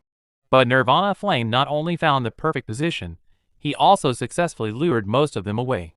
This requires amazing vision and agility. Even top-ranked thieves would struggle to do this. If our team had someone like him earlier, our dungeon survival rate would have increased by at least 30%. Yao Yao was surprised. He's actually this amazing. Boiled Water quickly took position. Seeing an opportunity, the team rushed forward while he held a line with his shield. Nirvana Flame shouted, "Boiled Water, block one tree demon. As long as you keep your balance, it won't be able to hurt you. The rest of you follow me. Focus on the other one." The team attacked from multiple directions while moving forward. Meanwhile, the tree demon facing Boiled Water grew furious, but he held his ground. Boiled Water thought, what Nirvana Flame said actually works. Yulan shouted, hang in there, Boiled Water. We've finished on our side. We're coming to help you. The group quickly surrounded the remaining tree demon and attacked together. With a final blow, the monster split into two and collapsed to the ground. It dropped an item. Yulan looked at it and said excitedly, gear dropped. And it's for mages, a bronze-grade gauntlet. Boiling Water Dumpling said in excitement, is this really an expert-grade dungeon? We got gear after killing just 2 tree demons. Pumpkin added, when we farmed the basic tree demon forest before, we never even saw any gear drop. Yao Yao looked at Nirvana Flame with a smile. How did you do that just now? That was amazing. Nirvana Flame smiled and replied, I told you, I'd lead you through an expert-grade dungeon. He stepped forward again, holding his crossbow. Alright, we'll use this method to clear all the tree demons here. Everyone replied together, got it. They repeated the same strategy. Nirvana Flame fired arrows to different locations, drawing most of the tree demons away, while isolating 1 or 2 at a time. Then the team rushed in and defeated them. 20 minutes later, all the remaining tree demons had been cleared. The team gathered the dropped items and took a short rest. Yulan said, I didn't expect the loot from an expert-grade dungeon to be this incredible. We've only cleared this area, and we've already gotten so much gear. As the team talked quietly among themselves, a shadow appeared behind them. Nirvana Flame noticed it and smiled. He stood up and said, this is just the beginning. The rewards from an expert-grade tree demon forest go far beyond this. Let's rest for a bit, then we'll continue. After resting, the group moved forward. Soon, the path split into 2 directions. Nirvana Flame turned and said, head west. Yulan placed her hand on her chin and said, shouldn't we go east? If I remember correctly, the west side is a dead end. Nirvana Flame replied calmly, just follow me. I won't lead you astray. He thought to himself, this branching storyline is extremely well hidden. I'm afraid no one in the entire conviction has discovered it yet. The group followed Nirvana Flame toward the west. As they moved deeper into the forest, a soft sound echoed through the trees. Yao Yao listened carefully and asked, is that a flute? Nirvana Flame said, found him. He thought, it's him. The tree demon shepherd, Law Pat, the guardian of this forest. Once, under his care, the tree demons and humans lived in harmony. But for some unknown reason, dark elves appeared in the forest. The tree demons broke free from his control and began slaughtering humans. Because of this, the Council of Elders of the Viridian Empire gathered warriors to enter the forest and subdue the tree demon king. That's the main storyline of this dungeon. The group soon saw an old man. The nameless old man looked at them and said, travelers, this is a dangerous place. The tree demons will kill any human who enters. Leave at once.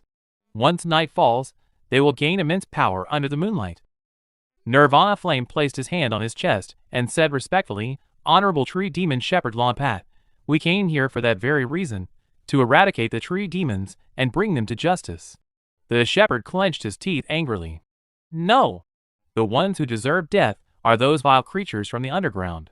They are the ones who should face God's judgment. They stole my flute. They hide in the shadows, laughing to themselves. Yulan was surprised. Is he triggering a hidden storyline? How did he even find such a well-hidden NPC? She turned to Yao Yao. Just who exactly is this guy you found? Yao Yao shook her head, equally surprised. I don't know. Flying Stone was also shocked. When did Nirvana Flame get this good? Nirvana Flame thought, if we don't trigger the storyline, we won't be able to defeat the expert-grade tree demon king. He then said respectfully, yes, Honorable Shepherd. I had noticed them the moment I entered the forest. May the holy light purify those monsters. Hearing this, the shepherd quickly grabbed Nirvana Flame's shoulder. Adventurer, you were able to spot them? Excellent. Those 2 dark elves stole my flute and caused chaos in the forest. He handed something over. This is the dust of appearance I created. It will leave them with nowhere to hide. Kill them and retrieve my flute. Only then will you be able to defeat the rampaging tree demon king. A system notification appeared. Acquire dungeon special item. Dust of appearance effect. Reveals all hidden creatures within a 30-yard radius. Duration. 20 seconds after receiving the item, Nirvana Flame raised his hand. Alright, we got the special item. Let's go! He grabbed a rope hanging along the mountainside and climbed up, then jumped onto the top. The others followed him. After landing, they moved forward again. Yulan asked curiously Nirvana Flame, "Can you really find the dark elves that NPC mentioned?" Nirvana Flame replied confidently, "Of course." They soon entered a deep cave. Nirvana Flame stopped and said, "Right here. We'll corner them and capture the 2 dark elves." Yao Yao asked, "But how do you know they're here?" Nirvana Flame smirked. "Because they've been following us from the very beginning." Yao Yao looked around in shock. Nirvana Flame glanced at the shadows and said calmly, "They're already here." Nirvana Flame said to his group, "Those 2 dark elves are very timid. We need to take them down in one move. Otherwise, it'll be very hard to catch them." Meanwhile, the dark elves hid in the shadows, quietly following the group from behind as they moved deeper into the cave. Seizing the moment, Nirvana Flame threw the dust of appearance he had received from Shepherd Lombat. He smirked and said, "They took a bait." The dust spread through the air and covered the hidden elves. Instantly, their stealth was broken. They were revealed. The 2 elves looked shocked and panicked. They turned around and tried to escape. But Boiled Water and Flying Stone were already waiting. Flying Stone smirked and said, "Where do you think you're going?" Boiled Water raised his shield. "I've been waiting for you too." One of the elves leaped forward and attacked Flying Stone with sharp claws. Boiled Water quickly blocked the attack with his shield. At the same time, Flying Stone gathered magic in his hand, forming a fireball, and hurled it at the elf. The elf let out a sharp screech as it was hit. Yulan rushed forward with the others. "Let's go! We need to help." The group surrounded the elves and attacked together. The tree demon shepherd's flute is on them. Someone shouted. The second elf tried to fight back, but Nirvana Flame jumped in. He dodged the attack smoothly, then used Vital Strike, slashing the elf's neck and dealing heavy damage. The team continued attacking one after another. Finally, Yulan struck the finishing blow, and the elves were defeated. An item dropped to the ground. Nirvana Flame looked at it and said, "I finally got it." He picked it up and smiled. "With this flute, we can clear the tree demon forest." A system notification appeared. Lampat's flute. Quest item. Required level 0. Flute used by the tree demon shepherd. It can make tree demons tremble. Effect. Tree demon type creatures attributes -50%. HP 300 usable only in the tree demon forest dungeon. At that moment, Yao Yao called out in surprise, "Nirvana Flame, there's something else here. Come take a look." Nirvana Flame walked over and picked it up.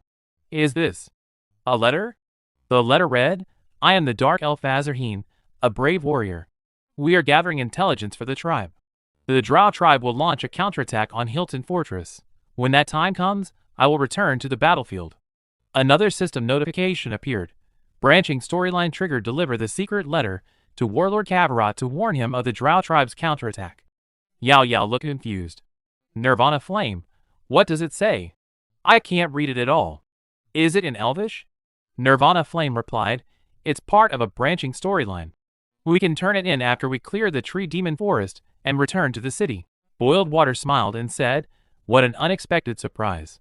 Boiling Water Dumplings also smiled. "I wonder how much reward we'll get for turning this in." Nirvana Flame walked over and tossed the flute to Boiled Water. "You're the team's main tank. You should take the flute." Boiled Water caught it and looked shocked. "Holy! It adds 300 HP. I won't even be afraid to face the Tree Demon King now." Nirvana Flame turned and said, "Let's go." Everyone, now full of excitement, replied, "Okay. Let's move out." Flying Stone smiled as he walked forward. "This kid, Nie Yan, is really good." At first, the team doubted him, but their attitude changed so quickly. He thought to himself, "That's my brother for you." Soon, the sounds of battle echoed through the forest again. The team attacked together from all directions, surrounding another tree demon. After taking multiple hits, the monster collapsed. Boiled Water picked up the dropped item and said in surprise, "Damn! A bronze-grade buckler that adds 10% defense. None of the shields I've farmed before come close to this." The others were also happy. Yulan turned to Nirvana Flame and said, "I know this may be a bit much to ask. After all, we only got this gear because of you. But I'd like to buy this buckler from you." She thought, "With this buckler, our team might be able to handle higher-level dungeons even without him." Nirvana Flame placed his hand on his chin and smiled. I only need thief gear and the featherfall jewel from the Tree Demon King. I'll sell the rest anyway, so it doesn't matter who buys it. Since you need it, just take it. Yulan smiled. Thank you. Yao Yao felt a bit ashamed. I'm sorry, Nirvana Flame. It feels like we're taking advantage of you. But, thank you. Suddenly, tree vines burst out from the ground. More and more vines shot up in front of the team. Nirvana Flame shouted, "Watch out." He slashed several vines with his blade, then narrowed his eyes. Everyone, be careful. The boss is here. Get ready, form up. Shield warriors, step forward and wait for my command. A system notification appeared. Tree Demon King, level 4 Lord grade HP, 10,000. The shield warriors moved forward into position. The Tree Demon King roared angrily, "Damn humans. How dare you trespass into my territory?" It swung its massive arm at Nirvana Flame. Die! Nirvana Flame quickly jumped back and dodged the attack. Another strike came, but he bent low and avoided it again with ease. The team watched in shock. Yulan said nervously, "What? How can a level 2 thief handle a level 4 Lord grade boss so easily? I've never seen such a powerful thief before." Meanwhile, Nirvana Flame dodged another attack and shouted, "Boiled water, step up. Melee classes, stay behind him. Mages, do not come within 30 yards of the boss." Boiled water rushed forward and struck the Tree Demon King with his shield, dealing 36 damage. Damn! Its defense is so high. Nirvana Flame stepped forward and commanded, "Mages, attack." The mages unleashed their full power from a safe distance, casting spells from over 30 yards away, while everyone held their positions. A massive explosion rang out, and the Tree Demon King's HP began to drop.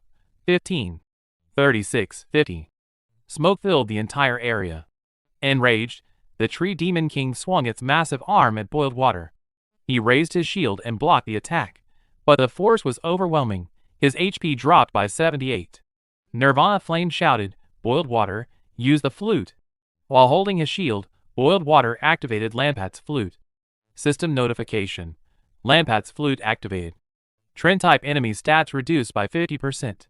The sound of the flute echoed, and the Tree Demon King was momentarily distracted.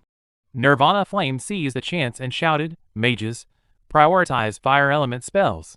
No ice spells. The boss has high resistance to ice." "Got it," the team replied. Flying Stone grinned as flames gathered in his hand. "Fire spells? That's my specialty." Nirvana Flame then turned to a teammate. "Are you a priest?" She nodded nervously. "Yes." "Do you have Dispel?" "Yes, I do." Nirvana Flame pointed toward Boiled Water. "Keep your eyes on him. The boss is about to cast Fear. If he gets crowd controlled, cleanse him immediately." "Understood." Nirvana Flame gave her a reassuring smile. "Don't be nervous. Just relax. I'll call it. Cast Dispel the moment I say." Moments later, the Tree Demon King unleashed a powerful fear spell. Boiled Water was affected. His movements faltered as panic set in. "Now! Cleanse him!" Nirvana Flame shouted. The priest quickly cast a spell, and the effect was removed instantly. "Perfect cleanse," Nirvana Flame said. The priest smiled in relief. It worked. The team surrounded the boss and attacked from all sides. Mages cast spells, Yulan used sword techniques, and everyone contributed. Slowly but surely, the Tree Demon King's HP dropped. The boss roared in fury. HP 2953/10,000. Its eyes glowed, and its aura grew darker. Nirvana Flame shouted, "Brace yourselves. It's entering its enraged phase." Yulan gritted her teeth. "I didn't know it had an enraged phase." The Tree Demon King attacked Boiled Water relentlessly. Nirvana Flame rushed over and commanded, "Boiled Water, switch to defensive stance. Priests, drink mana potions and spam heals." The priests quickly used their potions and began healing non-stop. Even with his shield, Boiled Water's HP dropped sharply. 220 damage from a single hit. "The damage is too high. I can't hold this for long," he shouted, but the continuous healing kept him alive. Regaining confidence, he held his shield firmly with both hands and blocked again. "If it weren't for those heals and Lampat's flute, I wouldn't have survived that." He quickly used a health potion and added, "So this is why Nirvana Flame told us to stock up on potions." The Tree Demon King raised its arm and formed a massive hammer, then slammed it down. The ground shook violently, and the entire team felt the impact. At that moment, Nirvana Flame dashed forward. Hurry! The boss is low on HP. Focus fire and finish it. Boiled Water jumped in and used Heroic Strike. Yulan followed with Holy Light Slash, while the others unleashed their strongest attacks. Seeing an opening, Nirvana Flame threw his blade with full force. It struck the Tree Demon King's face. He immediately followed up with Vital Strike, leaping forward and driving the blade deeper. Green liquid spilled from the boss as Nirvana Flame jumped back. Moments later, the Tree Demon King's body trembled, then collapsed and split apart. The boss was defeated. The team stood in disbelief. The Tree Demon King is dead? We actually cleared it, someone said. Yao Yao smiled. I never thought our party could beat an expert-level dungeon. The priest added, it's all thanks to Nirvana Flame's commands. Without him, I would have panicked. Boiled Water laughed. Yeah, I never thought I could tank an expert boss. This feeling. It's like my very first dungeon clear. Suddenly, everyone leveled up, one after another. Nirvana Flame walked over to the dropped items. Finally. Got it. He picked up one item and smiled. My Featherfall Jewel? All this effort was for this. System notification, Featherfall Jewel quality, dark gold, level requirement, 0 type, accessory, equip or socket, stats, defense 8, strength 7 effect, greatly reduces the user's weight, allowing them to fall as lightly as a feather for 3 minutes. Nirvana Flame leveled up as well. Feeling both happy and surprised, he said, I've reached level 3 too. A system notification appeared. Expert grade Treant Forest dungeon cleared. Team Glory 1200. Boiled Water Shield exclaimed excitedly. It actually added 1200 Team Glory points. The other teammates were also shocked. One of them said, I've never seen it increase by this much at once. Nirvana Flame turned to Yao Yao and said, you guys can distribute the rest of the loot yourselves. I won't interfere. Next, we just need to head to Carol City and turn in the quest. Hearing that, one teammate shouted with excitement, right. There are also side quest rewards. Yulan gratefully said to Nirvana Flame. Thank you. I don't even know how to properly repay you. At the teleportation point in Carol City, the team arrived together. Meanwhile, Chenbo was hiding nearby, watching them. They're back. How did they all level up? He thought, clenching his teeth in anger. Nirvana Flame. I'll remember you. The humiliation you brought me, I will never forget it. The scene shifted to the Carol City barracks. Nirvana Flame and his teammates arrived, where the warlord, Kavrat, stood with his sword. He asked, young man, what brings you here? Nirvana Flame calmly replied, respected Lord Warlord, we captured 2 dark elves in the Treant Forest and obtained some intelligence regarding Hilton Fortress. After reading the report, Kavrat looked surprised. Then, with a smile, he said, young man, you've been a great help to us. I will prepare a reward for you. A system notification appeared. Treant Forest Dungeon side quest completed. Deliver the message Hilton Fortress Respect 12 Carol City Respect 10. Experience 32,320 Kavrat has imparted combat skills to you. Strength 2 silver coins 2. Obtain skill book. Stunned Nirvana Flame felt delighted and thought, I didn't expect to gain 2 strength and a skill book. This hidden quest really paid off. Afterward, Nirvana Flame said to Yao Yao, now that the quest is turned in, we should get going. Yao Yao asked, what are you planning to do next? Grind monsters and level up, of course, Nirvana Flame replied. He then thought, now that I've obtained the Featherfall Jewel, I can try fighting the elite monster, Lion King Kato. Yao Yao turned around, waved happily, and said, alright then, see you next time. After I sell the gear, I'll mail you your share. Nirvana Flame nodded, see you next time. Suddenly, Flying Stone grabbed Nirvana Flame's leg and said eagerly, Brother Yan. After running a dungeon with you, I'm convinced. Please teach me how to play an arcane mage. Nirvana Flame replied a bit nervously. Sure. But first, let's go get some new gear. A few minutes later, they arrived at the blacksmith's shop. Nirvana Flame obtained new equipment, bronze gauntlets, 2 agility, bronze battledeer leather armor, 2 strength, bronze soft leather leg guards, 3 agility, bronze horse leather boots, 2 defense. After equipping them, Nirvana Flame felt much stronger. Flying Stone was amazed by the upgrades. Nirvana Flame turned to him and said, let's go. We're heading to the Rhine Hills to level up. I'll teach you how to play an arcane mage on the way.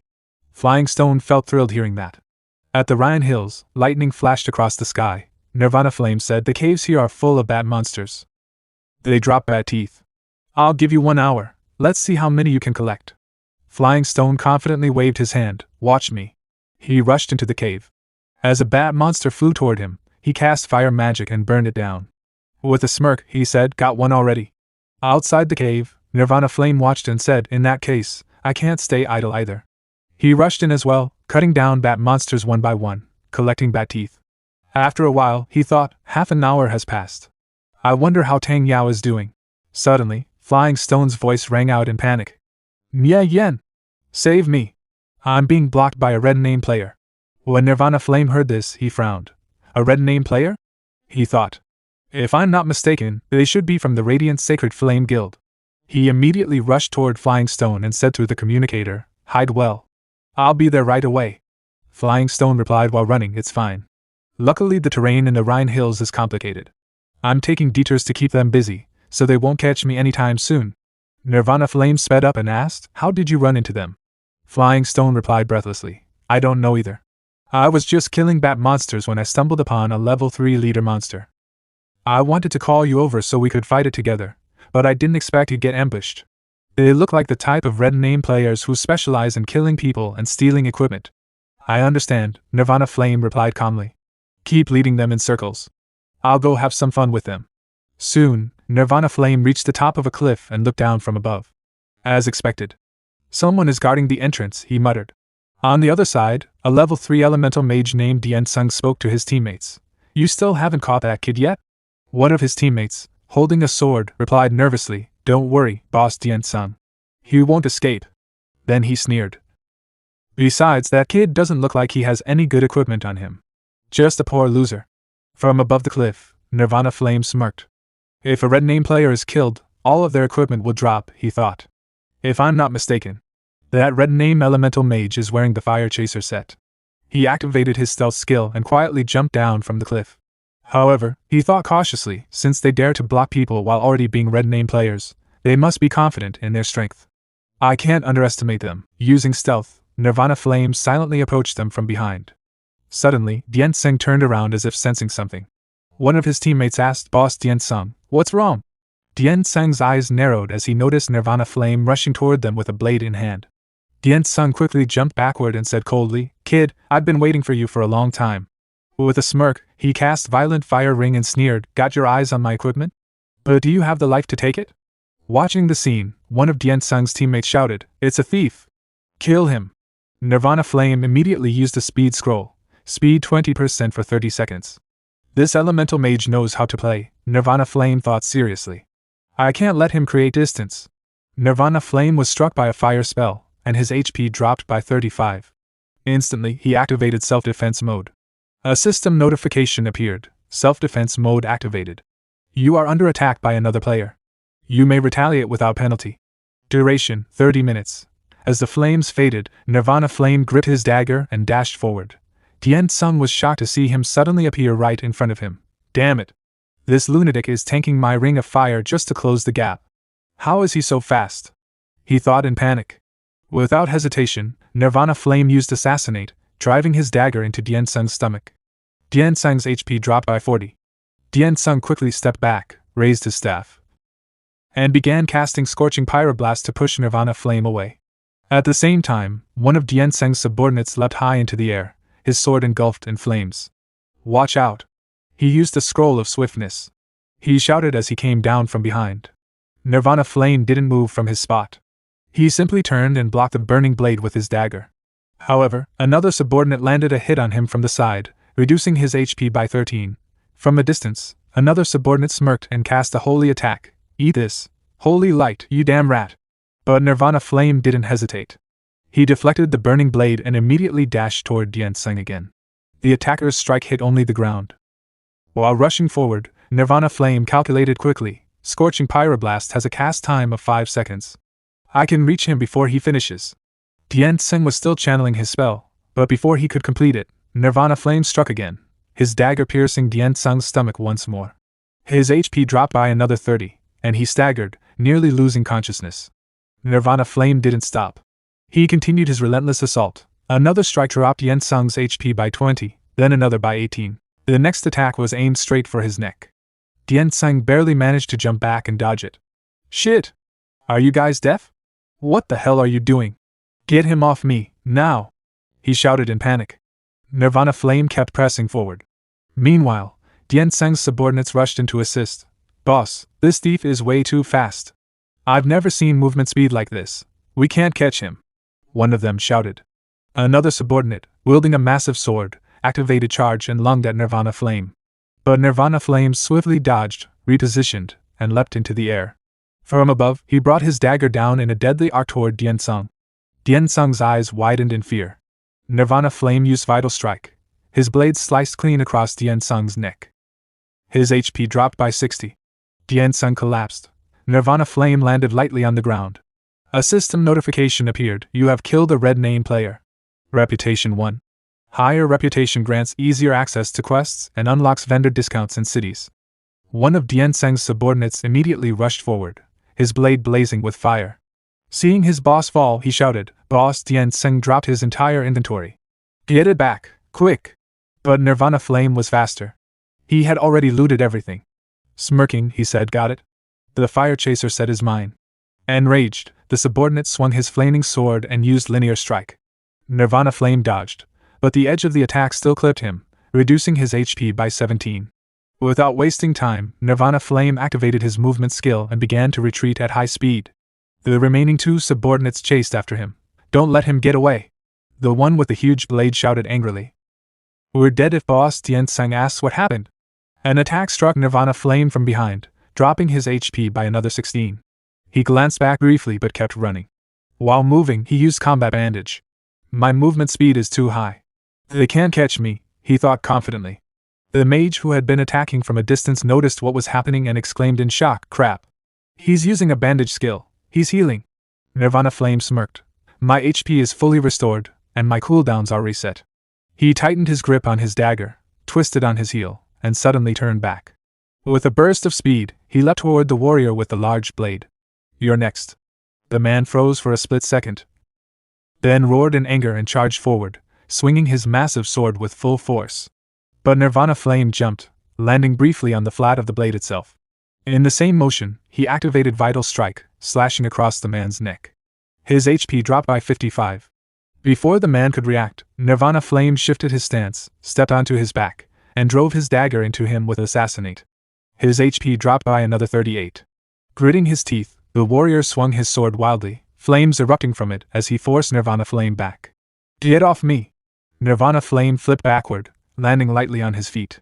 Without hesitation, he switched weapons, pulling out his triple arrow bow mechanism, and fired. 3 arrows shot forward in rapid succession, each hitting their mark. Each arrow dealt 5 damage, pushing the warrior back further. The man's face turned pale as he looked at the arrows embedded in his body. Crap.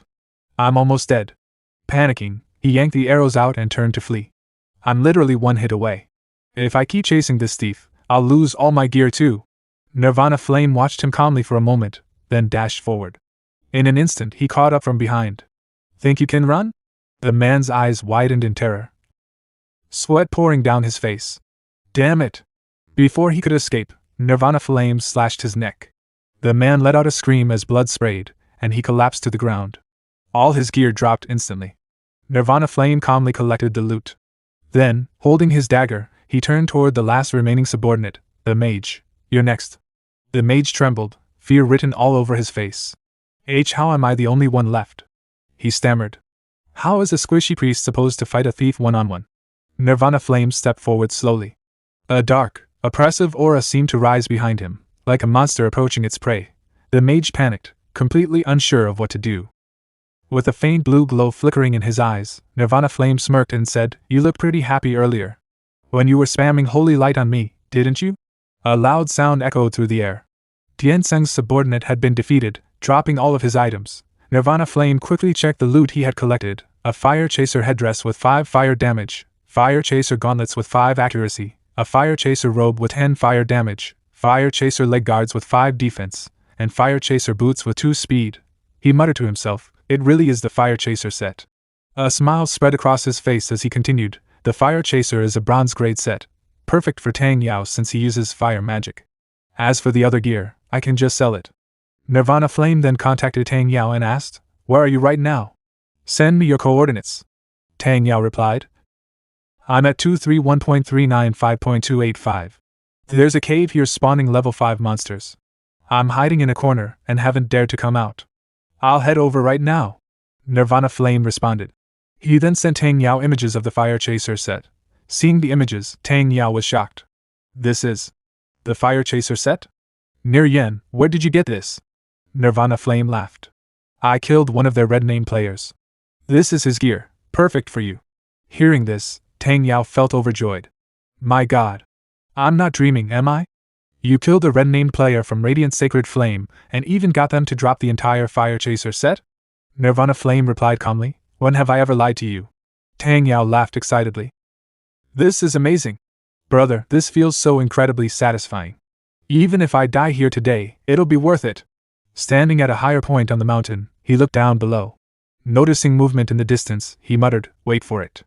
I'll take out a few more of them. Deep within the forest, the sound of footsteps echoed through the air. It was Dian Seng's subordinates, 6 of them, moving forward cautiously while scanning their surroundings. One of them suddenly checked his system window and exclaimed in shock, Boss Dian Sang is dead. Hearing this, the others were stunned. One of them asked in disbelief, how is that possible? With Boss Dian Seng's strength, plus the Fire Chaser set, there should be very few people who can defeat him, right? Another, looking equally shaken, added. Exactly. Boss Dian Sang's magic damage ranks at least in the top 10 of the guild, and his skills aren't weak either. If I remember correctly, he's a red name. If he dies, then all of his gear. Before he could finish, one of the men wearing armor turned toward them and said grimly, that's right. It all dropped. One of them quickly asked who did it? It must have been a large group, right? Are they trying to provoke a war between guilds? The armored man shook his head and replied, the opponent was just a single thief. The group froze in shock. Just one person? One of them repeated in disbelief. How is that even possible? Another asked. Weren't there 3 people with Boss Dian Sang? The armored man swallowed hard. Fear evident in his voice as he recalled the scene. That's right. All 3 of them were killed by a single thief. A level 3 thief. The others were stunned once again. One of them muttered, is this world going crazy? Are you sure you're not mistaken? Another covered his face in shock and said, a level 3 thief. Killed Boss Dian Sang and his entire team of 3? One of Dian Sang's shield warriors spoke firmly, it's not a mistake. This news was personally confirmed by Boss Dian Sang himself.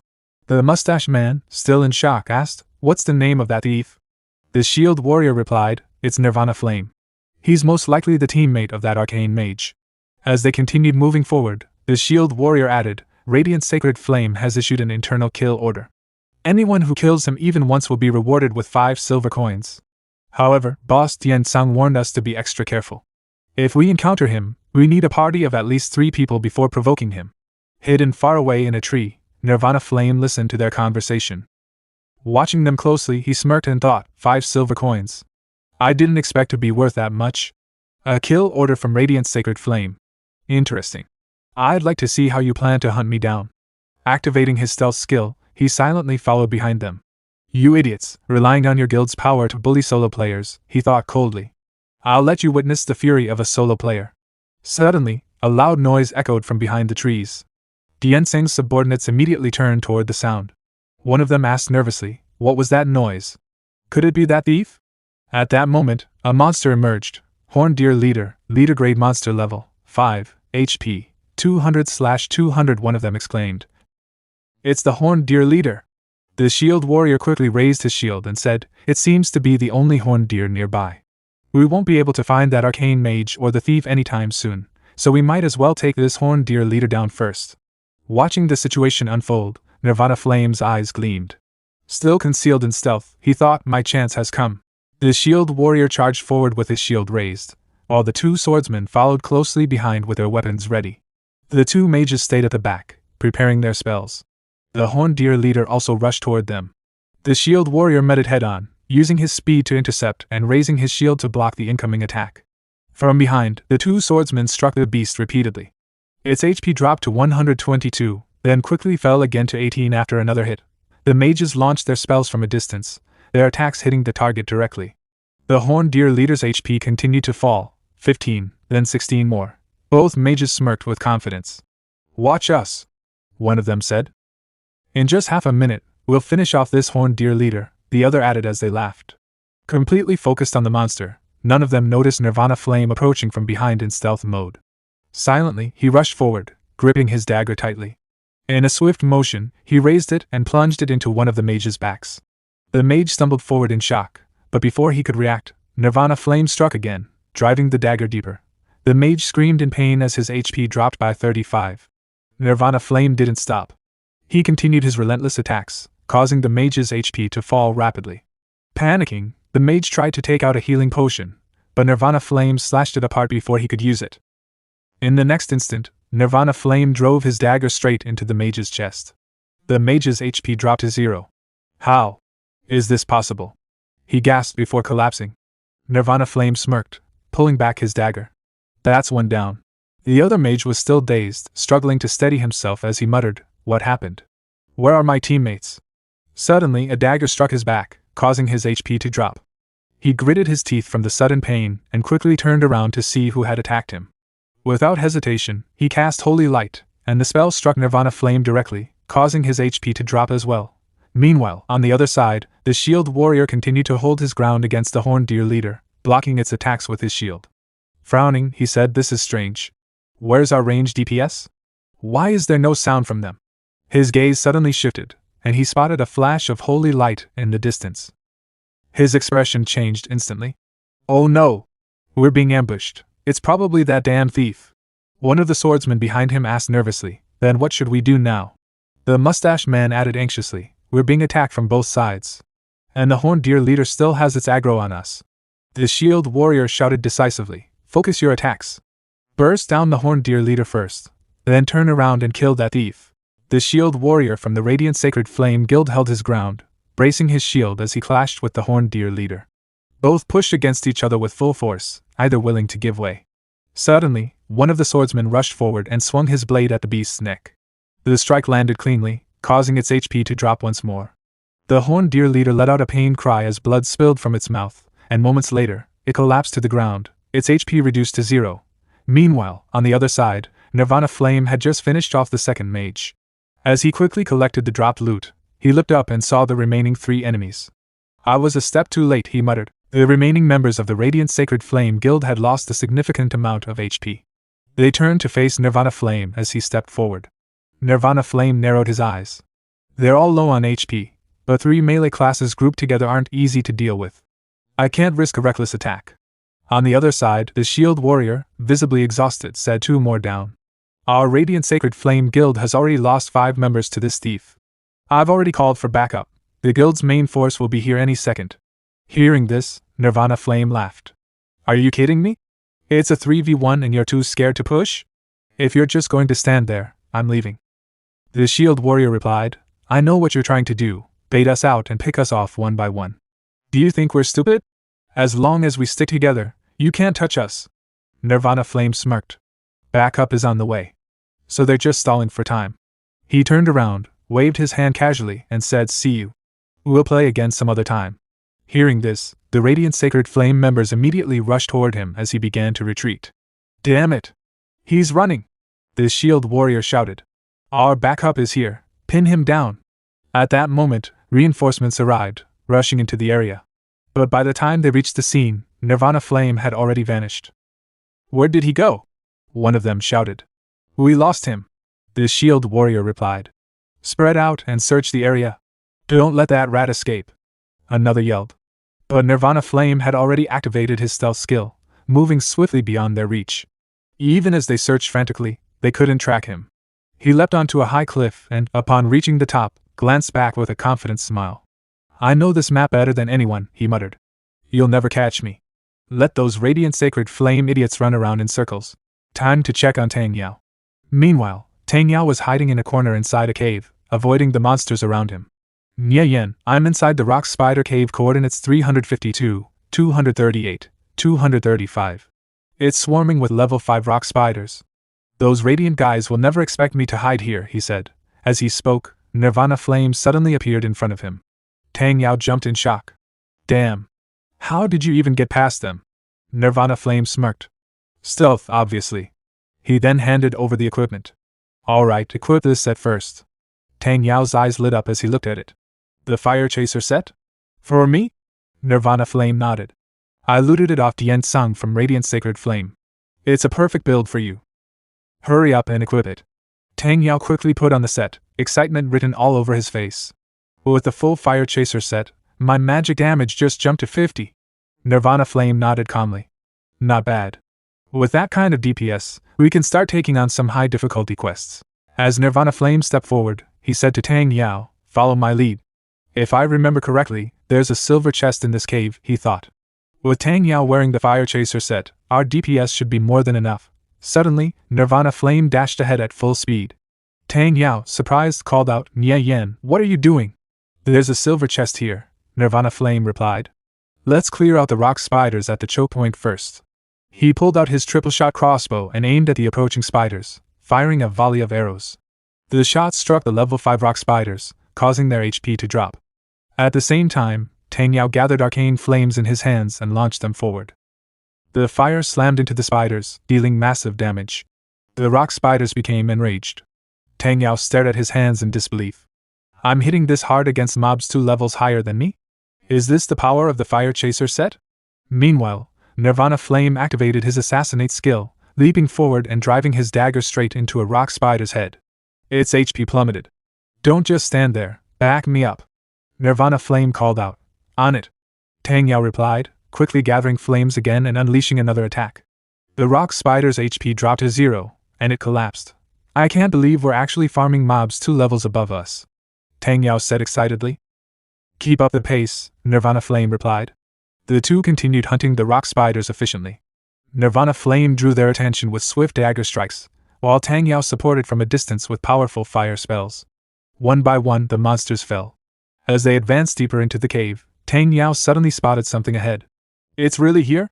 Nie Yan, how did you know about this silver chest? I noticed it while making my way to you, Nirvana Flame replied casually. Tang Yao stared at the chest in awe. Damn. But neither of us has the lockpicking skill. What do we do? There's got to be god-tier loot inside. Before Nirvana Flame could answer, a massive spider emerged in front of them.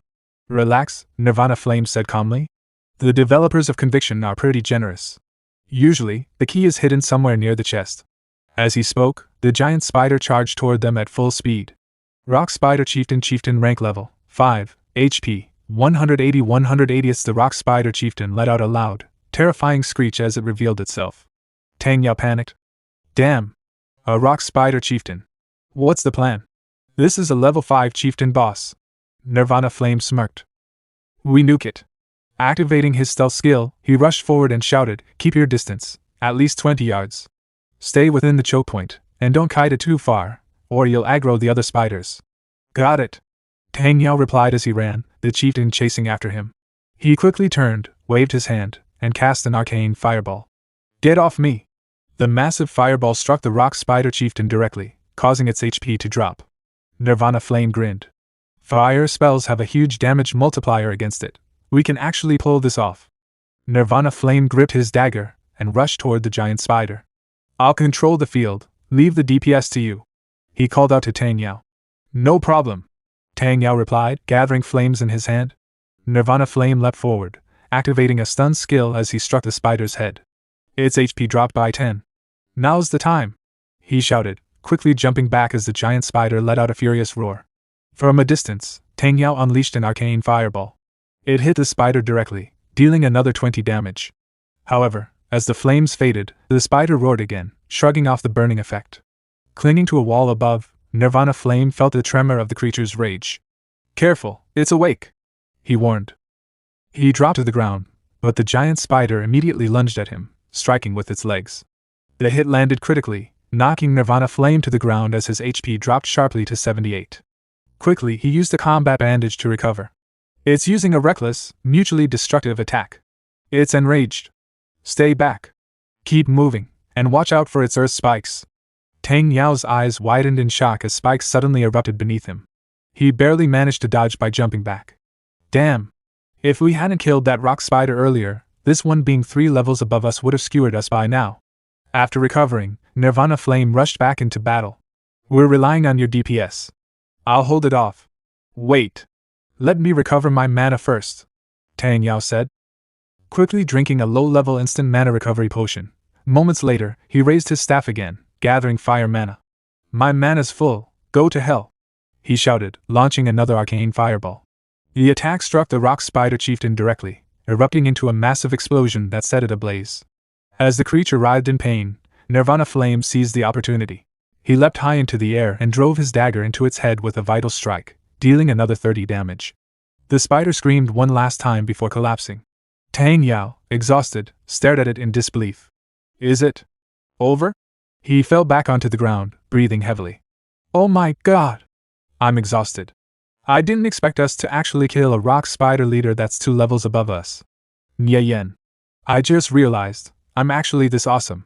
Meanwhile, Nirvana Flame calmly collected the dropped items. Skill book, method strike after casting, summons 5 fireballs that sweep across enemies. Each fireball deals 45 to 110 damage and inflicts continuous burning damage of 40 within a 5x5 area. Cooldown, 120 seconds casting time, 5 seconds restrictions, Elemental Mage, Arcane Mage, Fallen Priest, Light Cleric. Skill book, block allows the user to parry physical attacks. Cooldown, 30 seconds on successful parry, reduces stamina by 200 points. Restrictions, Fierce Warrior, Warrior, Paladin, usable by any faction, item, silver key used to open level 0 to 20 chests below gold grade. Uses remaining, March 4th.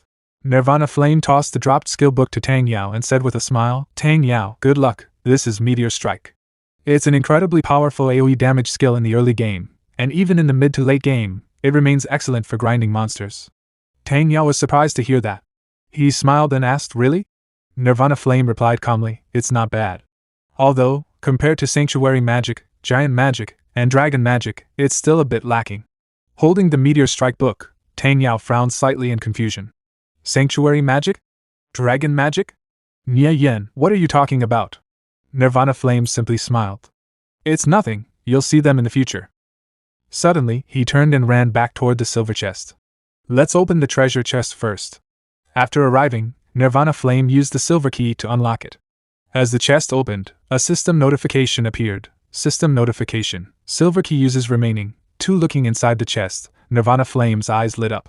This is a Weaver's Ring. This is an amazing item for scaling walls, climbing trees, and leaping off cliffs. System notification, Weaver's Ring quality, bronze grade, level requirement, 0 attributes, shoots a tough strand of spider silk that sticks to objects. Maximum length, 5 yards. Maximum load-bearing capacity, 200 pounds. Cooldown, 20 seconds, weight, 1 pound. Restrictions, usable by any faction. Tang Yao stroked his chin and said, it looks like a piece of trash equipment. Why are you so excited? Nirvana Flame smiled as he held the ring. This is a divine artifact for the thief class. Then he added, by the way, have you learned Meteor Strike yet? Tang Yao nodded. Yeah, I've already learned it. Why? Nirvana Flame said, it's time for you to cast Meteor Strike. In front of them, a swarm of rock spiders rushed forward in anger. Nirvana Flame added, I'll pull the aggro, start chanting. With that, he dashed off. Okay. Tang Yao replied. Nirvana Flame weaved left and right, skillfully dodging the rock spiders as he circled behind them, drawing their attention. On the other side, Tang Yao clenched his teeth as he faced the incoming swarm. Oh my god! There are so many! And this damn skill, why does it take so long to chant? As he continued chanting, a massive fireball began forming in his hands. Flames burned intensely, reflected even in his eyes, as the fire mana gathered into a blazing sphere. Meteor Strike! The spell launched forward, crashing directly into the rock spiders. A massive explosion erupted, engulfing them in flames and burning everything in its path. On the other side, Nirvana Flame quickly moved in, finishing off the surviving spiders with precise dagger strikes. Good job, he called out to Tang Yao. Tang Yao stared at the aftermath in disbelief. I did this? To think such powerful magic was actually cast by me. Nirvana Flame landed beside him and tapped his shoulder. What are you spacing out for? Let's go, we're heading deeper. Tang Yao nervously scratched his head. Nirvana Flame. My mana is completely drained. I've used up all my instant potions too. Nirvana Flame paused. Oops, I forgot. Using Meteor Strike at your level would completely exhaust your mana. He then thought to himself, if I remember correctly, deep within the rock spider cave lies one of the most important items in the entire game. Tang Yao spoke hesitantly, how about you take me to a safe area? I'll return to the city first. Otherwise, I'll just slow you down. Nirvana Flame nodded. Alright. I'll also take this chance to teach you some arcane mage techniques. After some time, Nirvana Flame led Tang Yao to a safe spot. Tang Yao used the return city scroll. Smiling, he said, Nirvana Flame, I'm heading off. Thanks to you, this turned into a blessing in disguise.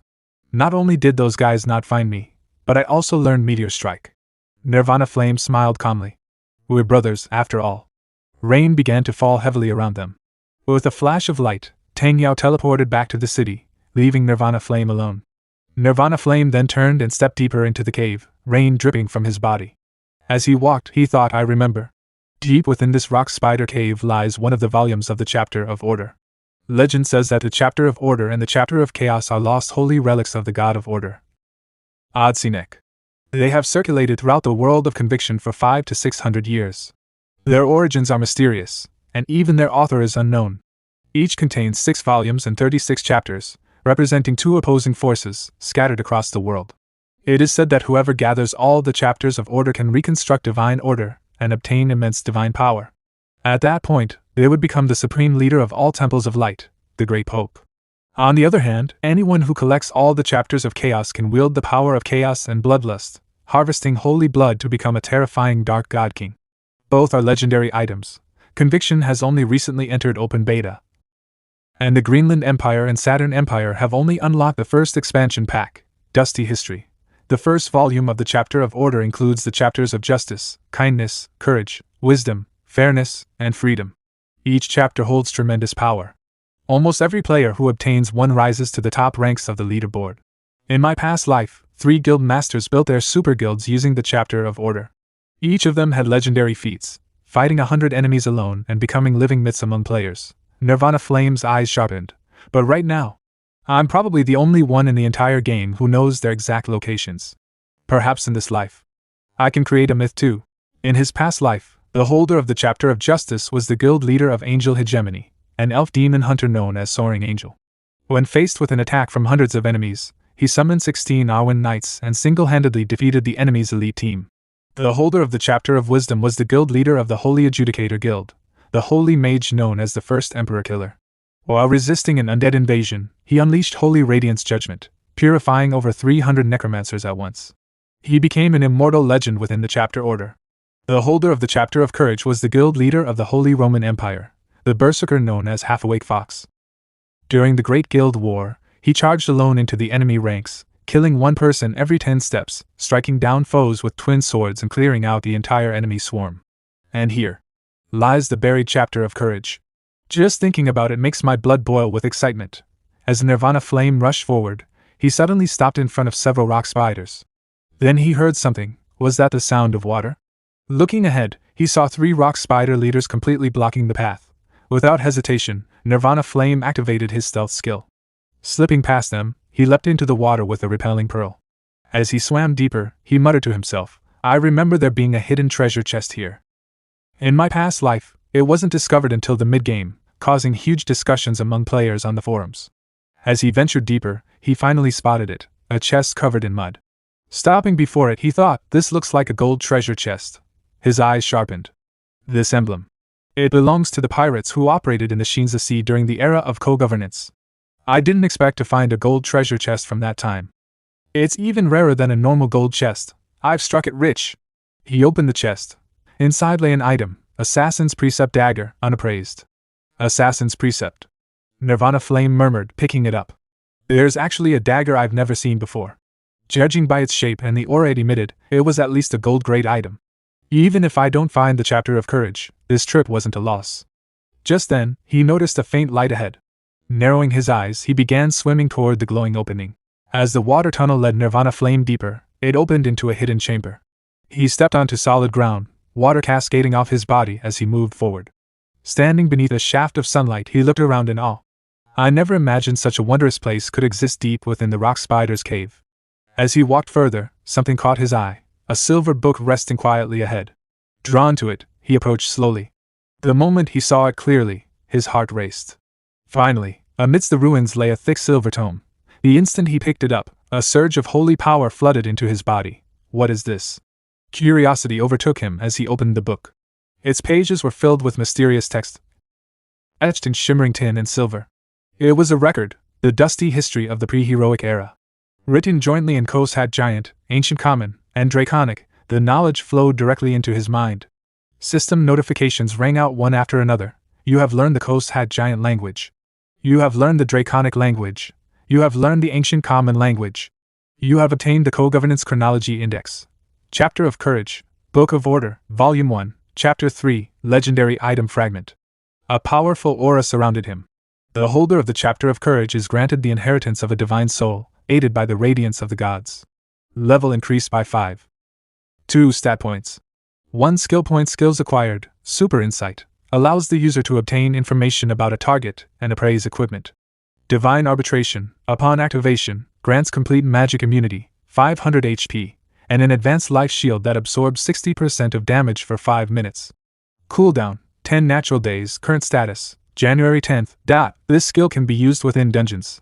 Legend says this book was once opened by the gods themselves, beings who feared no damage. Nirvana Flame stood frozen, shock written across his face. My god. What terrifying effects. No wonder half-awake Fox, who obtained the Chapter of Courage in my past life, was able to slaughter over 200 players alone. As expected of a legendary item. But his expression quickly turned serious. I'll have to be careful while grinding monsters and engaging in PvP. If I die, the Chapter of Courage will drop. Unless I can gather the first 6 chapters of the Book of Order and synthesize Volume 1. Only then will it be safe. He looked ahead, unease creeping into his thoughts. But, for such an overpowered legendary item, the system should have assigned a powerful guardian. Why hasn't it appeared yet? Why was I able to obtain the Chapter of Courage so easily? Suddenly, the ground beneath him shattered. Cracks spread rapidly across the surface as chunks of stone collapsed. Nirvana Flame struggled to keep his balance. Oh no! Gritting his teeth, he stared at the collapsing ground. It seems taking the Chapter of Courage has already alerted the guardian. The water exit was completely blocked.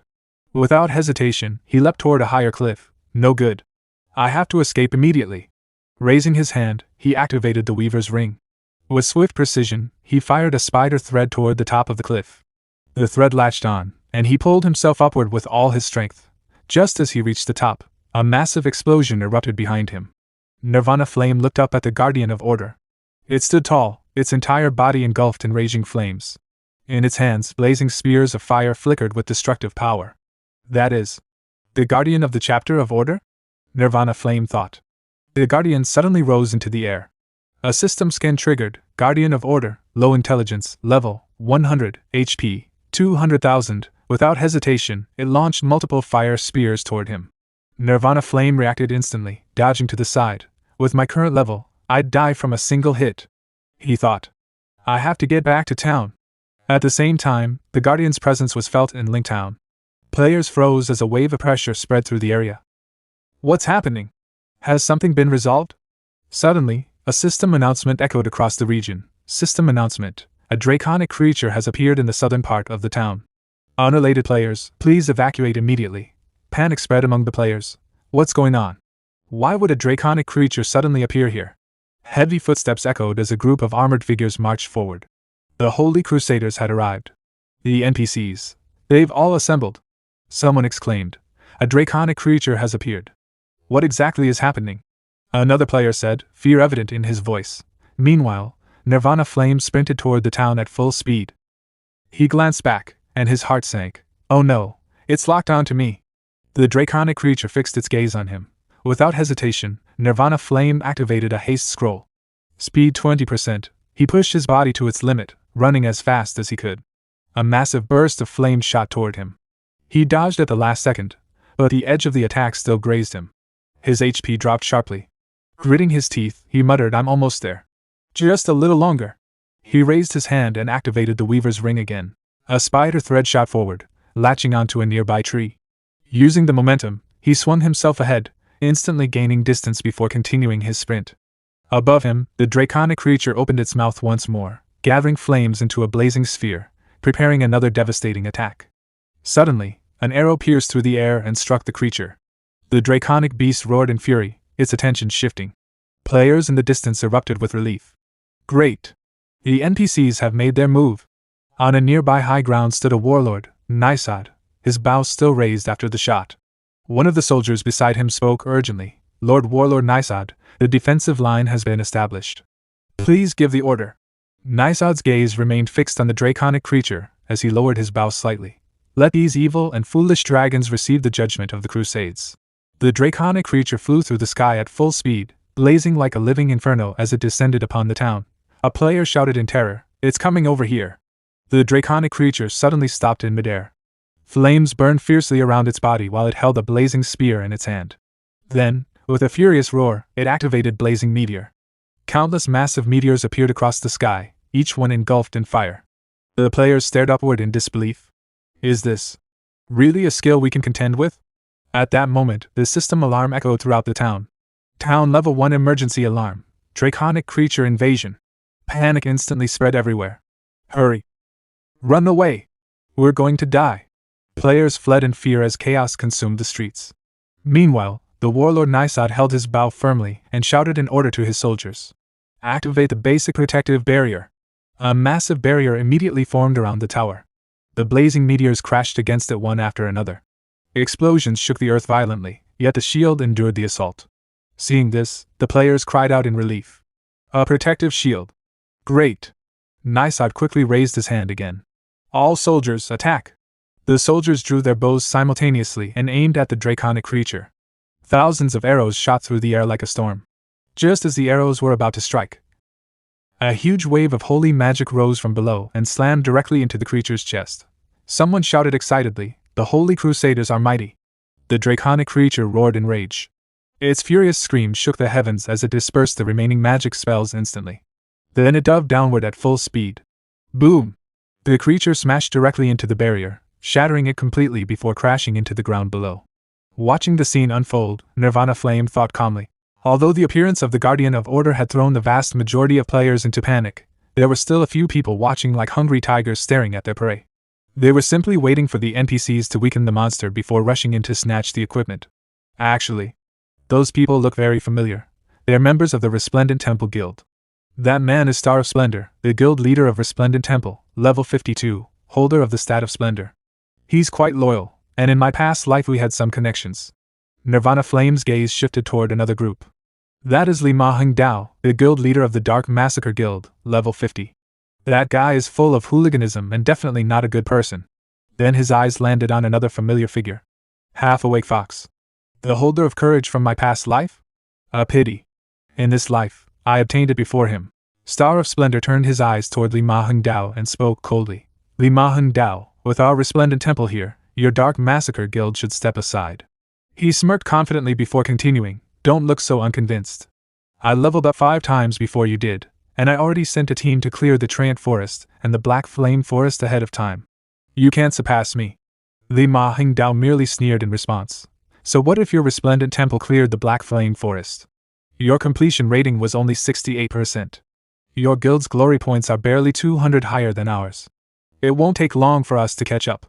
One of his subordinates shouted angrily. Damn it, what are you acting arrogant for? Boss, let's fight them and kill them all. Meanwhile, high in the air, the draconic creature continued enduring the endless barrage of magic attacks. Below, the players were already on the verge of fighting each other over the expected loot. A direct magical strike finally slammed into the draconic creature, sending it crashing to the ground. Its massive body destroyed countless buildings along the way. At the same time, Warlord Nisad quickly activated another protective barrier around himself. The moment the draconic creature rushed toward him, it smashed directly into the barrier once again. Nisad immediately raised his bow and muttered solemnly, "For the glory of the Holy Crusaders. In the name of Warlord Nisad, I pass judgment upon the evil dragon race." Dark power gathered around the bowstring as he released a powerful piercing arrow. The dark magic arrow shot forward instantly and pierced straight through the draconic creature's body. Its HP rapidly dropped, 87,829. 23,104. 0. The draconic creature let out one final roar before collapsing lifelessly. Seeing this, the players exploded into chaos. The Guardian of Order is out of HP, hurry and snatch the equipment. Star of Splendor's eyes immediately locked onto the dropped items. Li Maheng Dao also smirked greedily as his gaze shifted toward the treasure. Even half-awake Fox narrowed his eyes and prepared to move. Do it! All of them rushed forward at the same time. Meanwhile, Nirvana Flame activated his stealth skill and silently charged toward the loot as well. One red-haired man stretched out his hand toward an item and shouted excitedly, "It's mine!" Suddenly, a burst of fire struck him directly. "Damn it!" he cursed in shock. Half-awake Fox immediately shouted, "Stop them!" He dashed forward at incredible speed while the red-haired man clapped behind him excitedly. Half-awake Fox smirked as he reached toward the item. "The item is mine!" But in the next instant, dark shadows wrapped around his arms and legs, immobilizing him completely. A cold voice echoed from behind him. "Don't even think about it." Immobilizer! Taking advantage of the opportunity, Li Ma Heng Dao and Star of Splendor rushed past Half-Awake Fox and moved closer to the loot. Li Ma Heng Dao smirked confidently as he prepared to grab the item first. At that moment, Nirvana Flame held up his 3-bow machine and thought calmly, "It seems I won't be able to snatch the equipment anymore. Since that's the case, I might as well go with the flow." He instantly fired several arrows toward Li Ma Heng Dao. Li Ma Heng Dao quickly dodged the attack. Using that brief opening, Star of Splendor successfully grabbed the item dropped by the draconic creature.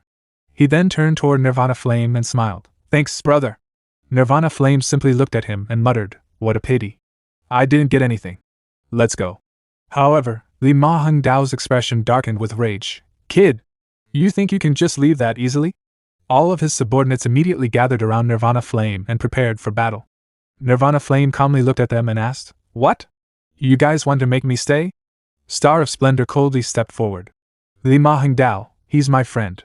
If you want to cause trouble for him, first ask whether the people of Resplendent Temple agree." The members of Resplendent Temple also gathered behind their guild leader. "We, the Resplendent Temple Guild, are not afraid of your Dark Massacre Guild." Li Ma Heng Dao suddenly laughed coldly. "Good. Very good." His eyes turned sharp with killing intent. "Today, none of you should even think about leaving alive." The Fox Guild leader laughed and muttered, "Looks like there's nothing left for me to do here." A member of the Fox Guild, Flying Stone, spoke to the leader. "That thief is the expert I was telling you about, Nirvana Flame. He's the one who gave me the guide to the fallen shaman camp." Hearing that, the Fox Guild leader looked toward Nirvana Flame and replied, "You could already tell from the way he snatched that equipment just now. This guy's skills are definitely the real deal."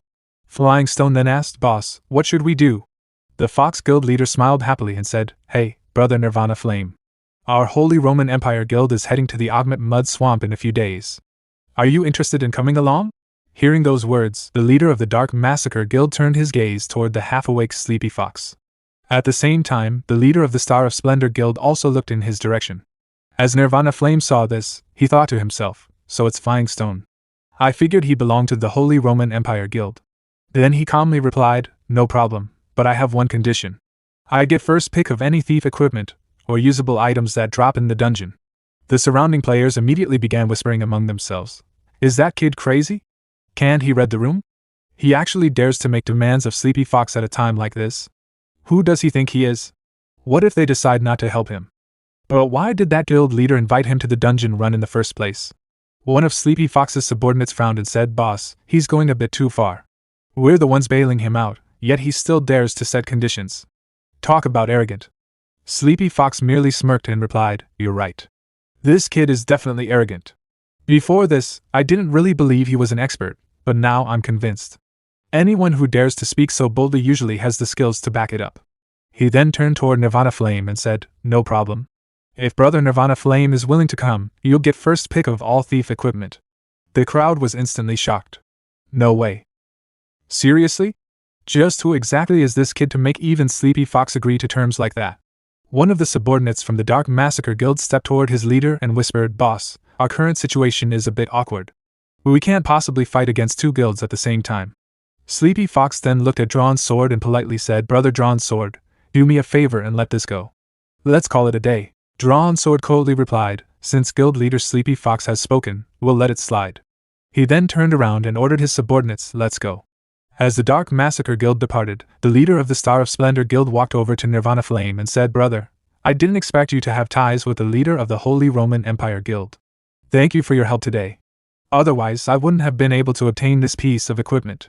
Nirvana Flame smiled lightly. "No, you're overthinking it." Sleepy Fox then looked toward Radiant Star and asked, "Brother Radiant Star, did you get a good haul today?" Radiant Star checked the blue system screen in front of him and sighed. "Don't even mention it. This equipment is actually pretty useless. System notification: Stout Armor of Courage. Quality: Gold grade. Level requirement: 100. Attributes: Defense 605. Counter 15. Reflect 15. Seeing the stats, Sleepy Fox commented, although it's a very rare gold grade set piece, it requires level 100 to equip. How long will that even take? Radiant Star nodded helplessly. Yeah. Everyone's level is still way too low right now. Even if we threw it into a shop, nobody would buy it. Looks like it'll just sit in the guild treasury as a trophy piece. Meanwhile, Flying Stone walked over to Nirvana Flame with a cheerful smile. Expert, we meet again. Looks like we'll finally get to run a dungeon together next time. Nirvana Flame replied, yeah. Thanks for your help this time.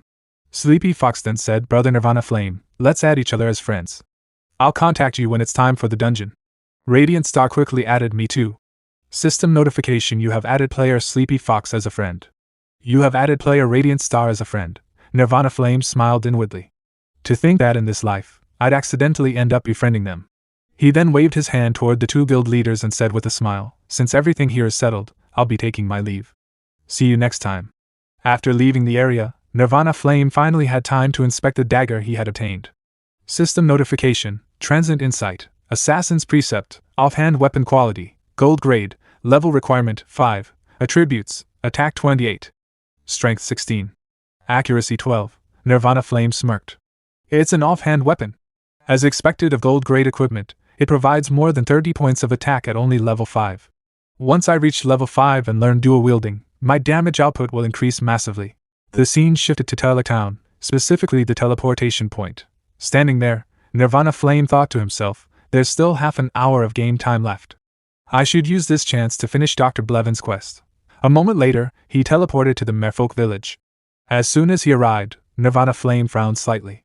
The Merfolk village has already been destroyed. The victorious return guild sure moved fast. He glanced toward the nearby solo players. Those players should still have some fine silk on them. I don't have much time left. It'll be faster to buy the silk directly from them. The scene then shifted to the heart of the lake island. Nirvana Flame approached Dr. Blevins, who was calmly fishing beside the river. Respectfully, he said, Honorable Doctor. Dr. Blevins looked up at him and asked, Young man, you've returned. How did the task I entrusted to you go? Nirvana Flame nodded and replied, I found them. Here are the 90 pieces of fine silk you requested. I hope they will be of use to you. System notification: you have lost 90 fine silk. After receiving the silk, Dr. Blevins smiled happily. I've finally gathered enough fine silk. Tomorrow, I can return to Hilton Stronghold. The brave warriors stationed there will remember what you have done for them. He then raised his head toward the sky and spoke solemnly. May the holy light bless you. Generous and kind adventurer. Darkness will eventually be eradicated, and the light shall one day cover the entire world. System notification: Hilton Stronghold reputation increased by 11. Nirvana Flame respectfully replied, May the gods protect the warriors stationed at Hilton Stronghold. After putting away the silk, Dr. Blevins handed several items to Nirvana Flame. Please accept these as a token of my heartfelt gratitude, generous adventurer. May your journey be safe. System notification: you have gained 16,523 experience points. You have obtained Swift Evasion Boots, Gold Grade. Swift Evasion Boots Quality, Gold Grade. Level Requirement 5. Attributes: Defense 20, Movement Speed 12. Seeing the equipment stats, Nirvana Flame was shocked. It's actually a piece of gold grade equipment. Suddenly, a system announcement echoed throughout the game world. System announcement: server shutdown in 1 minute. Players, please prepare to log off. Looking at his status screen, Nirvana Flame muttered, My experience bar is already at 98%. Too bad there's not enough game time left today. I'll just have to level up tomorrow. As the system countdown reached 0, Nirvana Flame slowly closed his eyes. The next moment, he returned to the real world. Removing his gaming helmet, he immediately began exercising while deep in thought. Not only do I need to become stronger in the game, but I also need to improve myself in the real world. In this life, I can't afford to slack off even a little. After a brief pause, his eyes sharpened with determination. Perhaps I should find a martial arts dojo and use their equipment to test my current strength. Nie Yan arrived at the Lin family martial arts dojo. Inside the dojo, he selected a training card and said, I'll take a 2-hour card. At the reception desk, the woman recognized him immediately. As she handed him the card, she asked, Did you come here specifically looking for me? Don't think that just because you wrote me a love letter once, I'd actually be interested in you.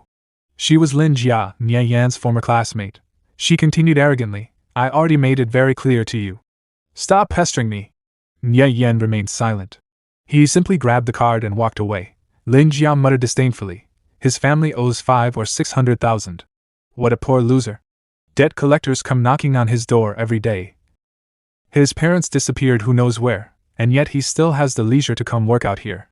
Just then, a young man beside her asked Jia, "Who was that guy?" Lin Jia held his arm and replied, "Just a classmate of mine. He's complete trash. The only thing decent about him is his academic grades." Meanwhile, Nie Yan walked over to the pull force testing machine. He gripped the handle tightly and pulled with all his strength. The machine displayed 162 kilograms.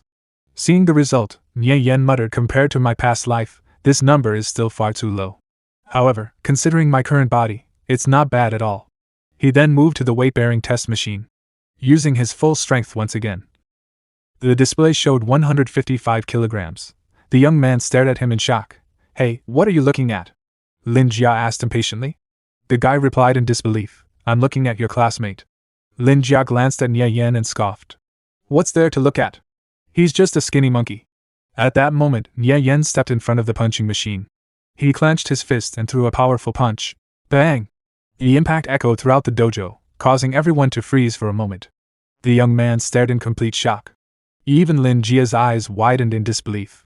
Nie Yan calmly flexed his fist, completely unfazed by everyone's reactions. After finishing his training, he returned the card to the counter. Lin Jia, now clearly impressed, blushed slightly and said, "Brother Nie, these 2 hours are on the house. Also, this is the bonus reward for breaking the dojo's record. 26,000 in total." Nie Yan accepted the bonus card with a faint smile. "Thanks." Inside, he thought, "I didn't expect he'd get a bonus just for breaking the record." Lin Jia blushed even harder and asked shyly, "Brother Nie, I'm free tonight. Would you like to have a drink with me at Night Dream?" Nie Yan replied coldly, "Sorry. Not interested." Without another word, he turned and left. Lin Jia stood there in shock before gritting her teeth angrily. What's he acting so arrogant for? As if this lady would wait for him anyway. After leaving the dojo, Nie Yan headed to the shopping mall. While shopping, he thought, now that I have this bonus money, I won't have to worry about this month's nutrient solutions. After purchasing several nutrient solutions, he returned home. That night, beneath the bright full moon, Nie Yan picked up his gaming helmet and logged into the game. The moment he entered the virtual world, he muttered, "I already obtained the Featherfall Jewel earlier. My next goal is to reach level 4 and then raid the famous elite monster, Lion King Kato." Inside the game, Nirvana Flame swiftly slaughtered water spiders with his dagger. One spider after another fell beneath his attacks. Soon, a flash of light surrounded him. "I've finally reached level 4. He exclaimed. "Just one more level, and I'll be able to equip my new weapon. Defeating Lion King Kato should be enough to push me to level 5. However, before fighting him, I still need to make some preparations." Nirvana Flame immediately used the return scroll and teleported away. A moment later, he arrived at the Kalor City auction house. As he entered, he thought, if I remember correctly, the opening of the SOS Valley dungeon is approaching fast. Many large guilds will definitely head there to clear it. The werewolves inside possess terrifying poison in their claws, meaning the price of black phenol potions, which cure that poison, will skyrocket overnight. Walking up to the auction house clerk, he said, "Hello? Give me 9 quivers of poison arrows. Also, I want all the black phenol potions and every black phenol potion recipe you have." The clerk stared at him in shock. "All of them." "Customer, are you sure?" Nirvana Flame folded his arms confidently. "That's right. All of them." After completing the transaction, the clerk happily waved goodbye. "Please come again next time." As Nirvana Flame left the auction house, a smile appeared on his face.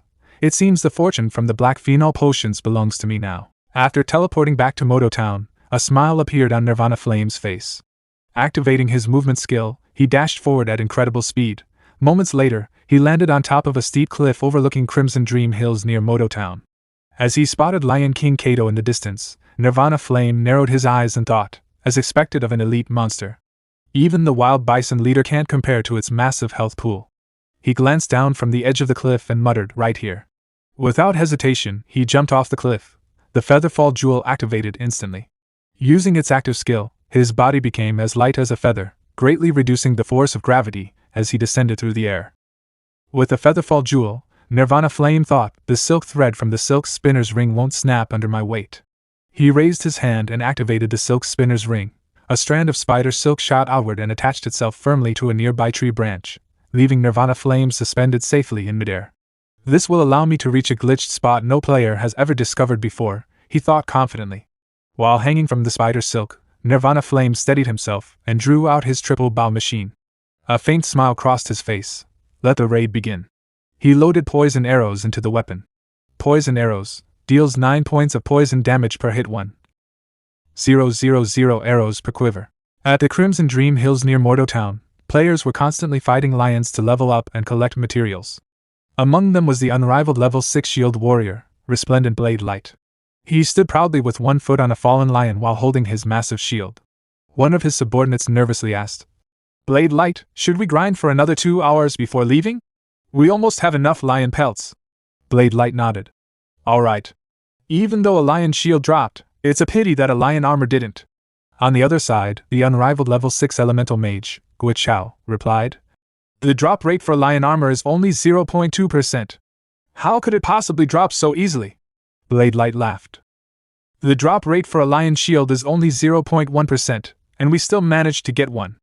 Heizhou narrowed his eyes and said, "That was just luck." Clenching his fist excitedly, Blade Light replied, "Heizhou, if a lion armor drops as well, my defense will become invincible." Heizhou inwardly scoffed. What a self-righteous guy. Just because his skills are a little better, he keeps showing off. Suddenly, Blade Light's gaze shifted toward the top of a nearby cliff. His eyes widened. "Is that a player?" At the top of the cliff, Nirvana Flame was hanging from a tree using a weaver's ring. Suspended in midair, he aimed his poison hand crossbow at a monster below, the Elite Lion King. He fired 3 poison bolts. The bolts struck the Lion King directly, poisoning it and reducing its HP. The beast let out a furious roar. Heizhou stared in shock. "What is he doing? Using a hand crossbow against a monster head-on?" One of the players exclaimed. "Amazing! To think someone could come up with a method like that! Doesn't that mean he can grind monsters without taking damage? Can we do that too?" Blade Light shook his head. He used a weaver's ring. Falling from that height would normally snap the silk thread. Besides the ring, he must also be using an item that reduces his weight. He studied Nirvana Flame carefully. Even if you have money, buying both of those items isn't easy. Just who exactly is this guy? Another player clenched his fists excitedly. Damn! Grinding monsters like this looks so satisfying. He doesn't need to worry about being attacked and can just keep firing bolts. He'll level up several times in no time. Behind him, Heizhou narrowed his eyes. But what kind of monster requires such an elaborate strategy? Suddenly, the ground trembled. Everyone froze. "It's an Elite Lion King!" Heizhou shouted. "That guy is fighting an Elite Lion King!" One player immediately suggested. "Should we go steal the kill from him?" Before anyone could act, they noticed a large pride of lions rushing toward them. "Quick! Retreat! Split up and run!" Meanwhile, Nirvana Flame continued firing poison bolts at the Elite Lion King. The beast roared repeatedly and tried to reach him, but the distance was too great. As another bolt flew from his crossbow, Nirvana Flame smirked. "It's precisely because you don't have any ranged attacks that I chose this location to deal with you." Another poison bolt struck the Lion King's face. With poison damage, the killing speed isn't slow either. Killing an elite monster above my level grants 800% experience. I might reach level 5 in a single fight. The Lion King's HP continued to fall. 30 minutes later, after endless attacks, the beast entered its berserk state with only 20% HP remaining. Nirvana Flame smiled. It finally went berserk. Looks like its HP is almost gone. He fired another 3 bolts. The attacks landed perfectly. The Lion King's HP dropped to 0. The massive beast collapsed. Using his Featherfall Jewel, Nirvana Flame descended safely to the ground. "This strategy is far too effective," he muttered. "Even if the Lion King summons its pride, my position won't attract their aggro." He quickly moved toward the loot. "I need to appraise the drops." A notification appeared. Super Insight activated. Lion King's Shield. Quality Gold. Level requirement 5. Defense 45. Magic resistance 7. Weight 10 pounds. Usable by warriors, paladins, and array masters. Black Blood Cloak. Quality Gold. Level requirement 5. Defense 20. Movement speed 6. Weight 2 pounds. Usable by assassins and array masters. Nirvana Flame grinned. "Not bad. They're exactly the items I can use." Another notification appeared. "You have slain the elite monster Lion King Kato. You have reached level 5. "Finally!" Nirvana Flame said with satisfaction.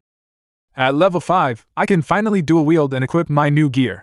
A blue system window appeared. Equipment. Main hand, horn dagger bronze. Offhand, assassin's precept gold. Boots, quick turning boots gold. Cloak, black blood cloak gold. Not bad, Nirvana Flame said after checking his stats. My movement speed has increased considerably. With my current attributes, I can freely hunt in any monster zone up to level 7. Suddenly, he noticed the pride of lions heading toward his location. As expected, the lion pride still discovered me. Activating stealth, Nirvana Flame immediately fled. As he sprinted away, another figure rushed toward him from the opposite direction. Oh no! We're going to collide. The two crashed into each other and were pushed backward. The other person quickly regained his balance. Nirvana Flame looked up and recognized him. Resplendent Blade Light? Why is he here? A memory surfaced from his previous life. Blade Light was one of the strongest shield warriors on the entire server, ranked among the top 3. Surrounded by the lion pride on all sides, Blade Light gripped his massive shield and spoke to Nirvana Flame. There are lions both in front of us and behind us. There's no way we'll break through relying only on our own strength. Let's fight our way out together. Standing behind him, Nirvana Flame nodded. All right. Blade Light immediately charged toward the lion pride. I'm a shield warrior. I'll tank the front line. He slammed his shield into the ground and activated Intimidate.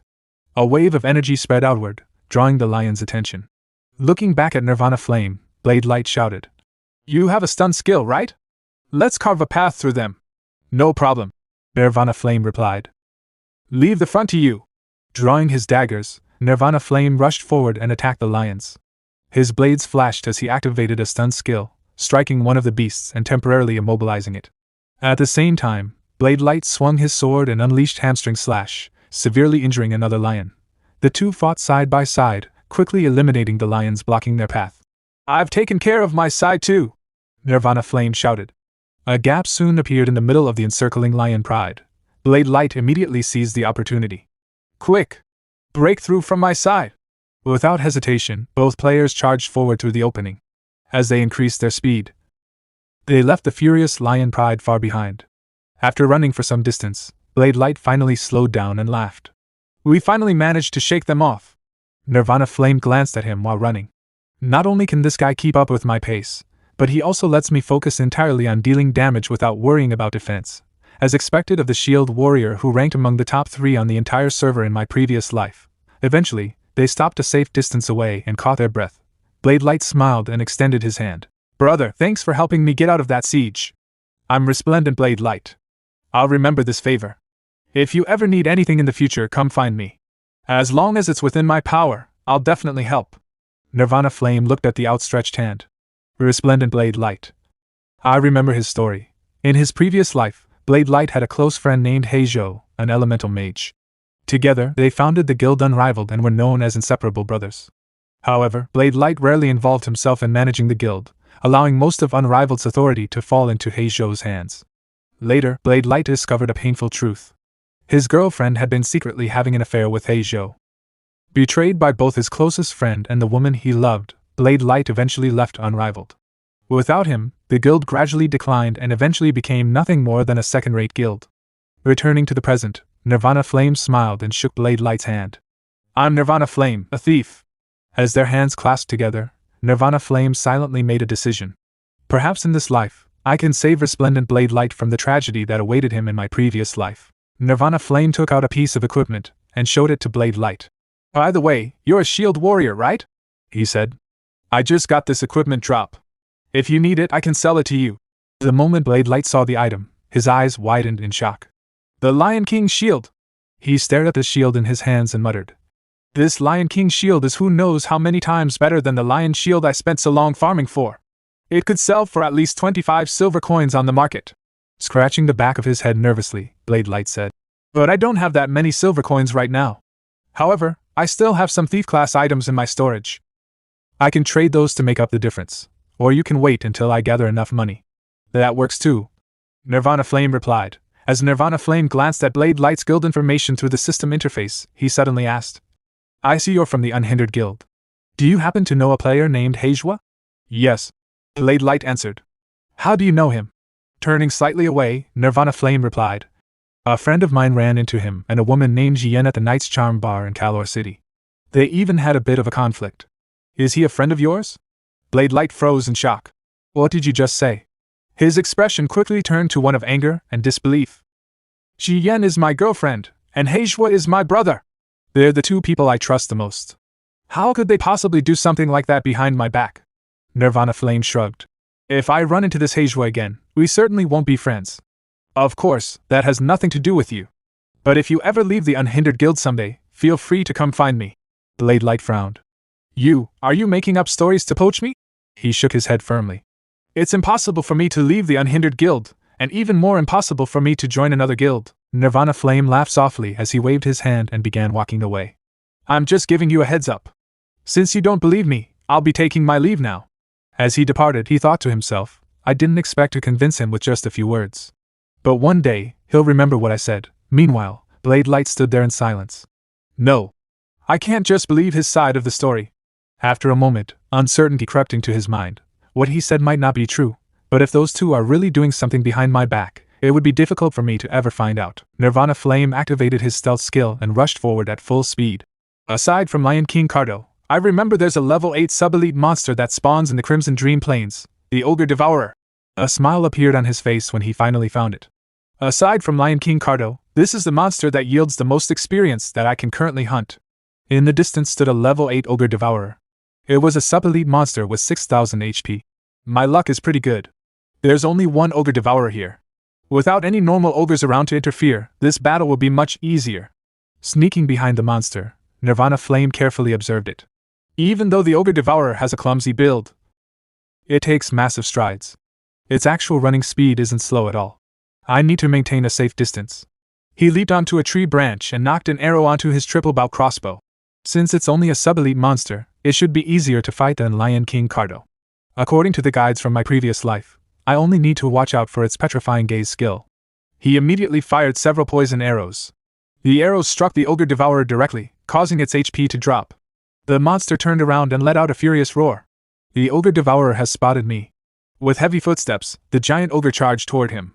The most terrifying thing about the Ogre Devourer is its petrifying gaze.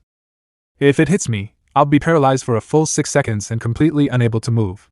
With its attack power, it could smash me to death with a single strike. The Ogre Devourer suddenly leaped forward and swung its massive club at the branch where Nirvana Flame was standing. Boom! The tree branch shattered. Fortunately, Nirvana Flame had already jumped away. Just as expected. Its attack pattern is exactly the same as the guide described. As he moved through the air, he calmly analyzed the monster's movements.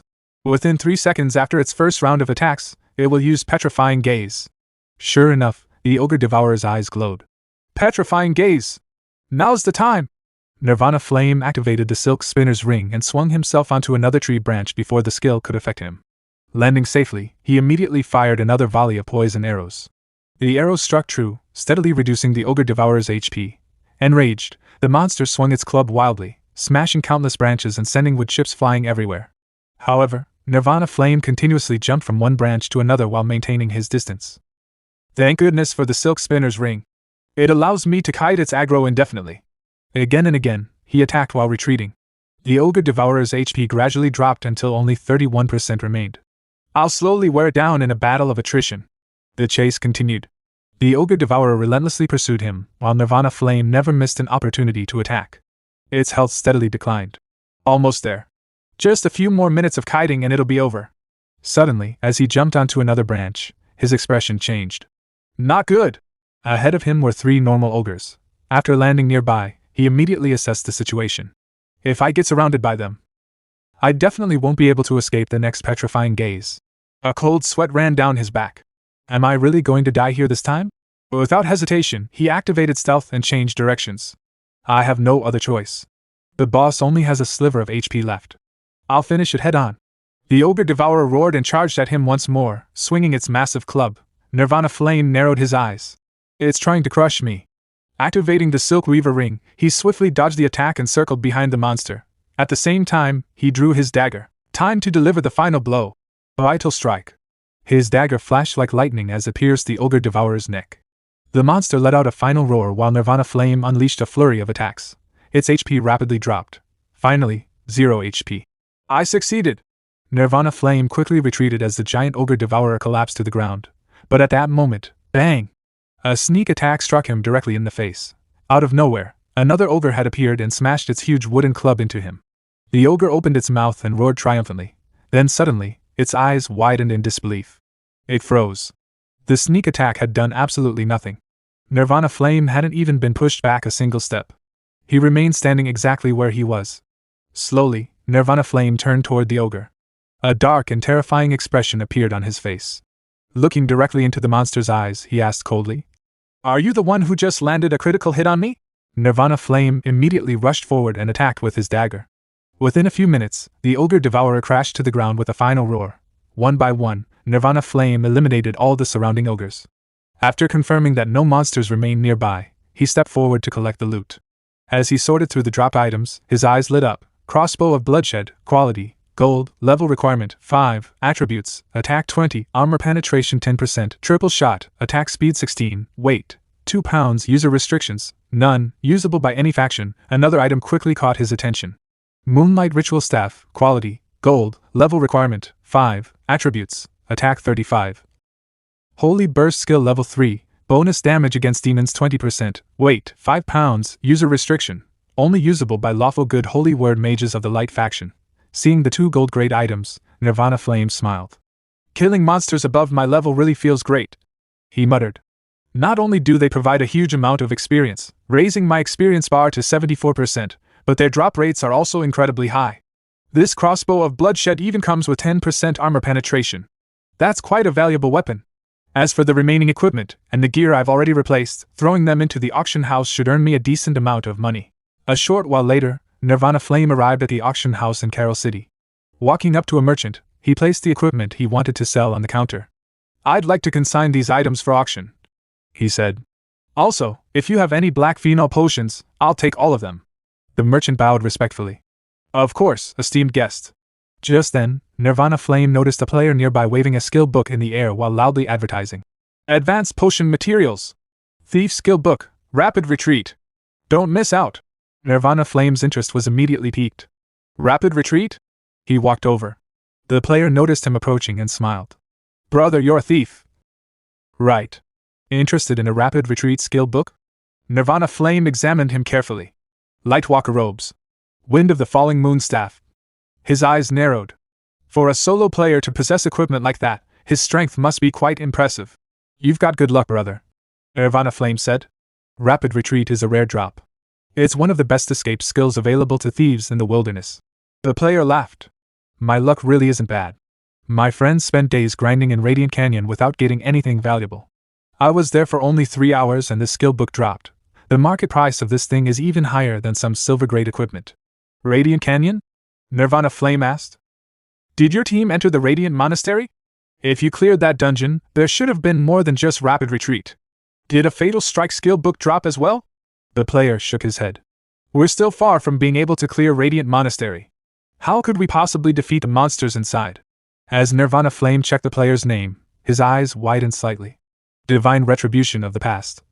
I remember that name from my previous life. Back then, Divine Retribution of the Past had clashed with the Radiant Sacred Flame Guild. Together with his companions, he had killed hundreds of guild members and gained tremendous fame. Unfortunately, independent players without guild support could never truly compete against large organizations. Before long, his name had gradually faded from public attention. I never expected to meet him this early." Nirvana Flame smiled. "My name is Nirvana Flame. I'll buy the Rapid Retreat skill book. How about 1 silver coin and 50 copper coins?" Divine Retribution of the Past waved his hand. "Brother, I can tell you're an expert. You even have a black blood cloak.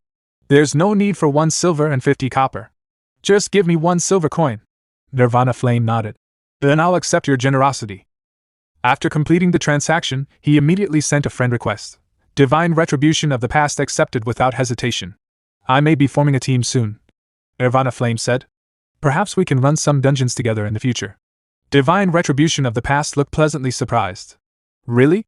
That's great. My friends and I were just worried about not having enough people to form a proper party. Whenever you need me, brother Nirvana Flame, I'll be there." Nirvana Flame nodded before noticing several bundles of herbs stacked nearby. "By the way, why do you have so many herbs?" Divine Retribution of the Past rubbed the back of his head awkwardly. "We don't really have a choice. There are 5 of us leveling together, and 3 of us learned gathering as a secondary profession to earn some extra money." He pointed toward a nearby stall. See over there? That's a pharmacist. They're currently buying these herbs, so we're planning to sell everything to them. Nirvana Flame followed his gaze and looked toward the pharmacist's booth. It's not my fault the potion brewing failed this time. Bird with no eggs left desperately tried to defend himself. One of the Dark Ranger Guild member immediately shouted back in anger. If it's not your fault, then is it mine? Bird with no eggs left quickly replied. Someone tampered with the ingredients while I wasn't brewing. Before he could continue, a Dark Ranger member stepped forward and slapped him across the face. Smack. What kind of excuse is that? The guild member pointed at the failed potions scattered on the ground. The guild leader gave you so many herbs, and this is all you managed to produce? We can't even recover our initial investment. Then he sneered. And to think you claim to have learned some hidden skill? Piss off and eat dirt. Bird with no eggs left fell to the ground. Clenching his teeth, he placed a hand over his swollen cheek and glared angrily at the guild member. Seeing his gaze, one of the Dark Ranger member became even more furious. He stepped forward and kicked Bird with no eggs left directly in the face. What are you staring at, fool? The guild member then turned around and walked away. Piss off! After taking a few steps, he looked back with contempt. And who would choose a ridiculous name like Bird with no eggs left? From today onward, you're no longer a member of the Dark Ranger Guild. Not far away. Nirvana Flame watched the entire scene. His expression gradually turned cold. Divine Retribution of the Past noticed the change and spoke worriedly. Brother Nirvana Flame, this is another guild's private matter. There's no need for you to get involved, right? Nirvana Flame narrowed his eyes. I didn't expect it to actually be him. Enemies truly do cross paths on a narrow road. Bird with no eggs left. Although the name sounded ridiculous, in Nirvana Flame's previous life, this player had possessed another title, the King of Potions. After being expelled from the Dark Ranger Guild, he had eventually been recruited by Nirvana Flame's enemies. The higher-ups of the Victorious Return Guild highly valued him and invested heavily in his growth. Later, the exclusive potions he created caused Nirvana Flame, who frequently fought against Victorious Return, countless headaches. Even though we were enemies, he wasn't a bad person. He simply wanted to repay those who recognized his talent. But right now, he's only a pharmacist apprentice. Who would believe that this pathetic-looking player would one day become the King of Potions? A faint smile appeared on Nirvana Flame's face. Now that he's been driven out of the Dark Ranger Guild, this is the perfect opportunity to recruit him. With my financial resources, supporting a future King of Potions won't be difficult. As Nirvana Flame stepped forward, Divine Retribution of the Past quickly waved his hand. Brother, wait! But Nirvana Flame ignored him. If I want to slowly build my own faction, I need talent. Potion shops, equipment shops, auction houses, none of them can be missing. And the most important thing is recruiting capable people. Nirvana Flame walked over to Bird with no eggs left. That elemental mage from earlier? He asked calmly. What was his name? Bird with no eggs left slowly looked up. His name is Razor. Then he asked suspiciously. What does that have to do with you? Nirvana Flame looked directly into his eyes. Do you feel humiliated? Bird with no eggs left froze. Nirvana Flame continued. It's not only the weak who are looked down upon. Come with me. I'll make those people see you in a different light. I'll make them regret what they did today. Bird with no eggs left stared at him in confusion. You. Why should I believe you? Nirvana Flame took a step forward. Because I don't think you're a useless piece of trash. That's all. Besides, you have nothing to your name. There's absolutely no reason for me to scam you, is there? He paused before continuing. However, everything depends on whether you have the courage to change. Bird with no eggs left's eyes widened. A spark of hope appeared within them. The words echoed repeatedly in his mind. Because I don't think you're a useless piece of trash. Again and again. I don't think you're a useless piece of trash. His vision blurred. Tears began to fill his eyes.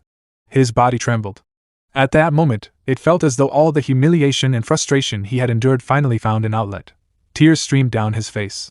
I'm not a piece of trash. His voice shook. I'm not. He clenched his fists tightly. I'm not willing to accept this. As Nirvana Flame left the auction house, a determined look flashed across his face. I believe that kid will definitely follow me. His situation is exactly like mine back then.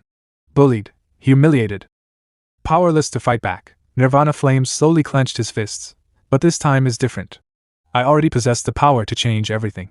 And this time, I will personally rewrite my destiny. Bird with no eggs left called out to Nirvana Flame from behind as he ran after him. Wait! He shouted. Then, with a curious expression, he asked, What do you want me to do? Aside from brewing potions, I don't know how to do anything. Even when brewing the simplest potions, I often mess it up. I don't even know how many materials I've wasted. Nirvana Flame waved his hand and calmly replied. It's still potion brewing, of course. Right. Bird with no eggs left hesitated before asking. What about my hidden skill? After a moment, he explained. Whenever I successfully brew a potion, there's a 2% chance to enhance the effect of that type of potion. Nirvana Flame placed a hand on his chin and thought for a moment. Isn't that actually a pretty good hidden skill? He asked. Bird with no eggs left looked puzzled. But what's the use of it? He replied. My potion brewing success rate is 70% lower than everyone else's. Having me brew potions is basically a guaranteed loss. Nirvana Flame placed a reassuring hand on Bird with no eggs left's shoulder and said gently, Don't worry. I'll cover all of your potion brewing expenses. Bird with no eggs left's eyes widened with excitement. Really? He asked. Of course. Nirvana Flame replied with a smile. As Bird with no eggs left followed behind Nirvana Flame, countless thoughts ran through his mind. I've met a peculiar stranger, he thought. Even after learning that letting me brew potions will most likely lose money, he's still willing to provide me with medicinal herbs. Deep within his heart, he felt a powerful premonition. From the moment he chose to follow Nirvana Flame, his destiny had begun to quietly change. He didn't know whether the path ahead would bring fortune or misfortune. He didn't know whether the future waiting for him was good or bad. But no matter what lay ahead, he would continue walking forward. Nirvana Flame handed an agreement to Bird with no eggs left and said, If there are no issues, take a look at this agreement. As Bird with no eggs left read through the document, his eyes widened in surprise. Not only do I not have to pay for the medicinal herbs, but I also get a 30% share of the profits after the potions are sold. That percentage is far too high. Even in guilds with excellent benefits, top-tier alchemists only receive 20%. Nirvana Flame smiled gently and replied, It's decided. You're worth the price. Bird with no eggs left clenched his fists in excitement and said, Rest assured, I won't let you take a loss on this. As Nirvana Flame turned to leave, he glanced back at Bird with no eggs left and said, As an alchemist, you must have a large capacity storage bag and high-quality alchemy equipment, correct? Nirvana Flame handed him the bag and the herbs. Seeing them, Bird with no eggs left was stunned. He looked at the items in disbelief and asked, These herbs and this bag are all for me? Nirvana Flame replied calmly, That's right. As he accepted the bag and herbs, Bird with no eggs left looked at Nirvana Flame with a grateful smile. This is such a huge favor that I don't even know how to repay you. Thank you, Nirvana Flame. Nirvana Flame waved his hand dismissively. Stop being so cheesy. It's not like I don't have my own motives. Go brew some potions. I'm counting on you to help me make a fortune. Bird with no eggs left smiled brightly as he held the bag and herbs. Yes. Boss. I'll head out and start brewing right away. As he watched him leave, Nirvana Flame thought to himself, In this life, let me be the one to raise you into a Grandmaster Alchemist. I refuse to be trampled by those financial groups again. I need to build my own team, and Bird with no eggs left is the first talent I've recruited. A confident smile appeared on his face. But right now, it's time to get back to my own business. The scene shifted to the ancient city of Sagat. Nirvana Flame recalled, According to my memories, aside from the scattered fragments of the chapter of order and other hard-to-obtain divine items, there is one piece of equipment that can be considered a god-tier artifact for thieves. Sagat's Shadow, a pair of legendary great boots. However, these combat boots, known as the Flying Silk Sagat, were split into 3 fragments and scattered throughout the Viridian Empire. Only by gathering all 3 fragments can the legendary item be restored to its original form. As he moved forward, he arrived at the Naton Marshes. Finally here. In his previous life, the fragments of Sagat's Shadow had been taken long before he arrived. But this time, the divine artifact would belong to him alone. As he advanced deeper into the marshes, he noticed movement in the ground ahead. Suddenly, a level 6 Swamp Giant Lizard appeared before him. Swamp Giant Lizard level 6 HP, 369. The monster immediately lunged at him. Caught off guard by the sudden attack, Nirvana Flame stepped back. However, he quickly regained his footing and drew the daggers from both sides of his waist. Vital Strike! His attack instantly removed a large portion of the lizard's health. The creature let out a painful scream. Nirvana Flame leapt into the air and landed directly on its back. With a powerful strike to its head, he reduced its remaining HP to 0. After defeating the monster, he twirled his dagger and smiled. The swamp environment limits my performance somewhat. However, now that my level and equipment have improved, even killing a higher level monster like the Swamp Giant Lizard doesn't feel strenuous at all. As he ventured deeper into the swamp, the fog became increasingly dense. Besides being careful of monsters hiding in the darkness, I also need to be wary of players. The Navan Marshes are a forbidden zone for low-level players, but a paradise for experts. Not only does it drop excellent equipment, but more importantly, it has a chance to drop the priest's basic resurrection skill book. As Nirvana Flame continued deeper into the marsh, fragments of ancient ruins appeared throughout the area. Suddenly, he felt something was wrong. Putting a hand to his head, he muttered, "Why am I feeling a bit dizzy?" His HP was slowly decreasing. A moment later, his expression changed. Crap! I'm poisoned! Without hesitation, he activated Swift Retreat. Just then, a massive snake tail slammed into the ground where he had been standing moments before. Nirvana Flame's eyes widened. A snake tail. It's a level 7 sub-elite monster, a basilisk! A gigantic horned basilisk emerged from the thick fog. Horned basilisk level 7 elite HP, 1200, the enormous creature let out a deafening roar. Nirvana Flame quickly retreated. Good thing I just learned the Swift Retreat skill. It came in handy much sooner than expected. Although its stats aren't overwhelmingly powerful, in this swamp terrain I'm no match for it. Seeing its prey trying to escape, the horned basilisk grew furious. It opened its mouth and released another thunderous roar before charging directly towards Nirvana Flame at terrifying speed. On the other side of the ancient city of Sagat, several figures appeared among the ruins. One of them was Eternal Sin of Light and Dark, a level 6 berserker wielding a massive great sword. Frowning, he asked, "Why hasn't Candy returned yet?" Beside him, Soli, a level 6 holy mage, replied, "He must have pulled almost all the monsters nearby." The dark berserker narrowed his eyes. "Yeah. There really aren't any monsters left around here. If we don't move further ahead, we won't have anything left to grind." At that moment, a figure suddenly emerged from the fog. It was Candy, a level 5 thief, leading a large group of lizard monsters towards the party, while effortlessly dodging the monsters' attacks. Candy laughed and activated his movement skills, rapidly rushing back towards his teammates. Seeing this, the dark berserker gripped his great sword and lowered himself into an attacking stance. "Su Yan, prepare your magic!" Su Yan and the other mages immediately began chanting their spells. The dark berserker activated Whirlwind Slash. From a considerable distance away, he swung his sword, releasing a powerful blade wave that struck the charging lizard monsters directly. At the same time, Su Yan and the other mages unleashed their spells. Roaring thunder burst. Bolts of lightning crashed into the monsters, causing their HP to plummet. Meanwhile, Candy dashed into the fray and slashed repeatedly with his daggers, further reducing the monsters' health. Within moments, all of the lizard monsters he had lured over were eliminated. Standing amidst the fallen creatures, Candy spun his dagger and sighed. "They're all dead again. How boring." The dark berserker sheathed his weapon and said, "We've basically cleared out all the monsters in this area. Everyone, take a moment to recover. We're preparing to move to another grinding spot." Meanwhile, on the other side of the marshes, Nirvana Flame was rapidly running towards them. As soon as he spotted the group, his eyes narrowed. "Players? And they're in the party. Judging from their equipment, they're quite strong." At the same time, the dark berserker and his teammates also noticed Nirvana Flame approaching. "There's a thief," the dark berserker remarked. "To be able to enter this place alone, he must be fairly skilled." Candy grinned mischievously while twirling a piece of candy in his hand. "Finally, some entertainment. He's mine." The wind howled through the marsh as the fog grew thicker. As Nirvana Flame rushed closer, he sensed a murderous aura coming from the group. "Hostility?" he thought. "I haven't provoked them, so why are they directing killing intent at me?" Seeing the dark berserker charging straight towards him, Nirvana Flame smirked. "All right then.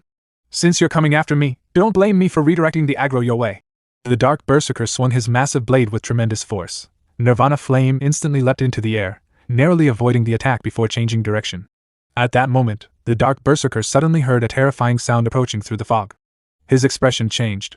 "What's that noise?" A second later, he saw a gigantic serpent-like monster emerging from the mist. His eyes widened in shock. "Crap! It's a basilisk!" A massive horned basilisk burst through the fog, charging directly towards the party. The horned basilisk opened its jaws wide and lunged at the Berserk of Light and Dark with terrifying speed. Berserk immediately raised his dark sword to block the attack, but the immense force drove his feet deep into the ground, shattering the earth beneath him. Gritting his teeth in rage as he struggled to hold back the basilisk's massive jaws, Berserk shouted to his party, "Watch out! That thief is trying to lure the basilisk toward us." Meanwhile, Nirvana Flame sprinted in another direction, but before he could get far, a lightning spell struck him directly. His HP dropped 67.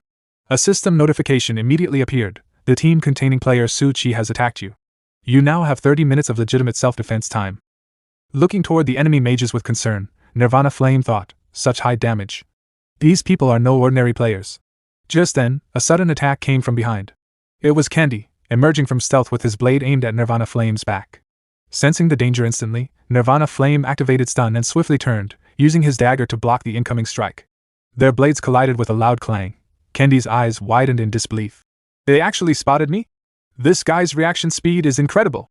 Without wasting another second, Nirvana Flame activated Weaver's Ring, grappling onto a distant tree branch before leaping onto it.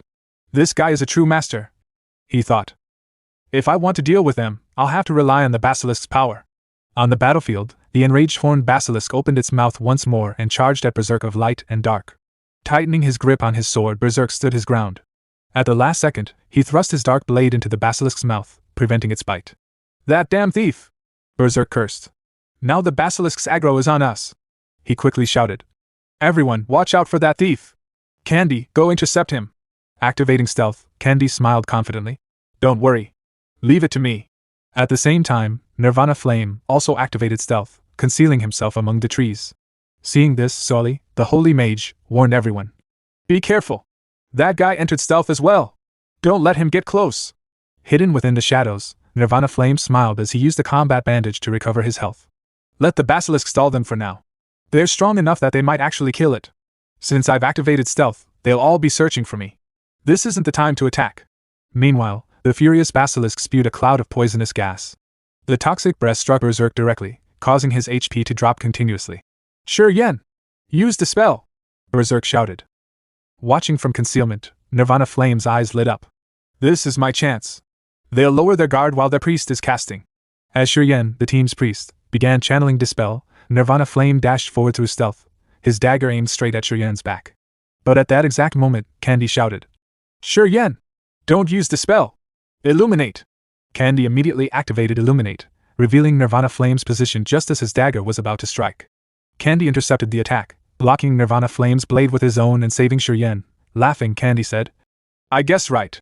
Nirvana Flame's stealth instantly failed. He quickly activated Rapid Retreat, leaping backward to create distance. "I've been marked by Illuminate," he realized in surprise. "For the next 2 minutes, this glimmer mark will continuously reveal my location. This is the first time my sneak attack has failed since my rebirth. It won't give me another opportunity. I need to retreat." With a powerful leap, he disappeared deeper into the forest. Still shaken, Shurien asked, "Candy, how did you find him? If it weren't for you, I would have died." Candy smiled as he casually licked the candy in his hand. "I just guessed." Back on the battlefield, Berserk continued exchanging blows with the horned basilisk. "Come help me!" he shouted. "This snake demon doesn't have much HP left. With the glimmer mark revealing that thief's location, he won't dare come close again. Let's finish off this monster first." Following his command, Shurien cast a powerful holy light spell. The radiant magic struck the horned basilisk, causing it to roar in agony as its HP steadily continued to fall. At that moment, Nirvana Flame landed on top of a distant mountain cliff. Looking down at the battlefield, he narrowed his eyes. "The basilisk's HP is already low. I'm afraid it's going to run away soon." Meanwhile, the horned basilisk opened its mouth once more and released a massive cloud of poisonous gas toward Berserk of Light and Dark. Realizing what the monster was about to do, Berserk shouted, "Watch out! It's trying to escape!" The next instant, the basilisk suddenly turned around and fled at full speed. "Don't let it get away!" Berserk yelled as he rushed after it. "Quickly, chase it!" Watching from the mountaintop, Nirvana Flame smiled. "Looks like luck is finally on my side." He immediately rushed down the mountainside. "Before they catch up, I can intercept and finish off that low HP basilisk." Pushing off the cliff with explosive force, Nirvana Flame leaped into the air. "I've caught up." Without hesitation, he drew his 3-bomb machine and fired several poison arrows at the fleeing basilisk. The arrows struck their target one after another, causing the monster's HP to drop even further. The horned basilisk roared furiously, but Nirvana Flame gave it no chance to retaliate. He burst forward at full speed, activated Vital Strike, and leaped onto the basilisk's head. Driving his dagger straight into its skull, he dealt the finishing blow. The basilisk let out one final, deafening roar before collapsing to the ground. Its HP fell to 0. Meanwhile, Berserk and his party continued following the monster's trail. "It's over here!" Berserk shouted.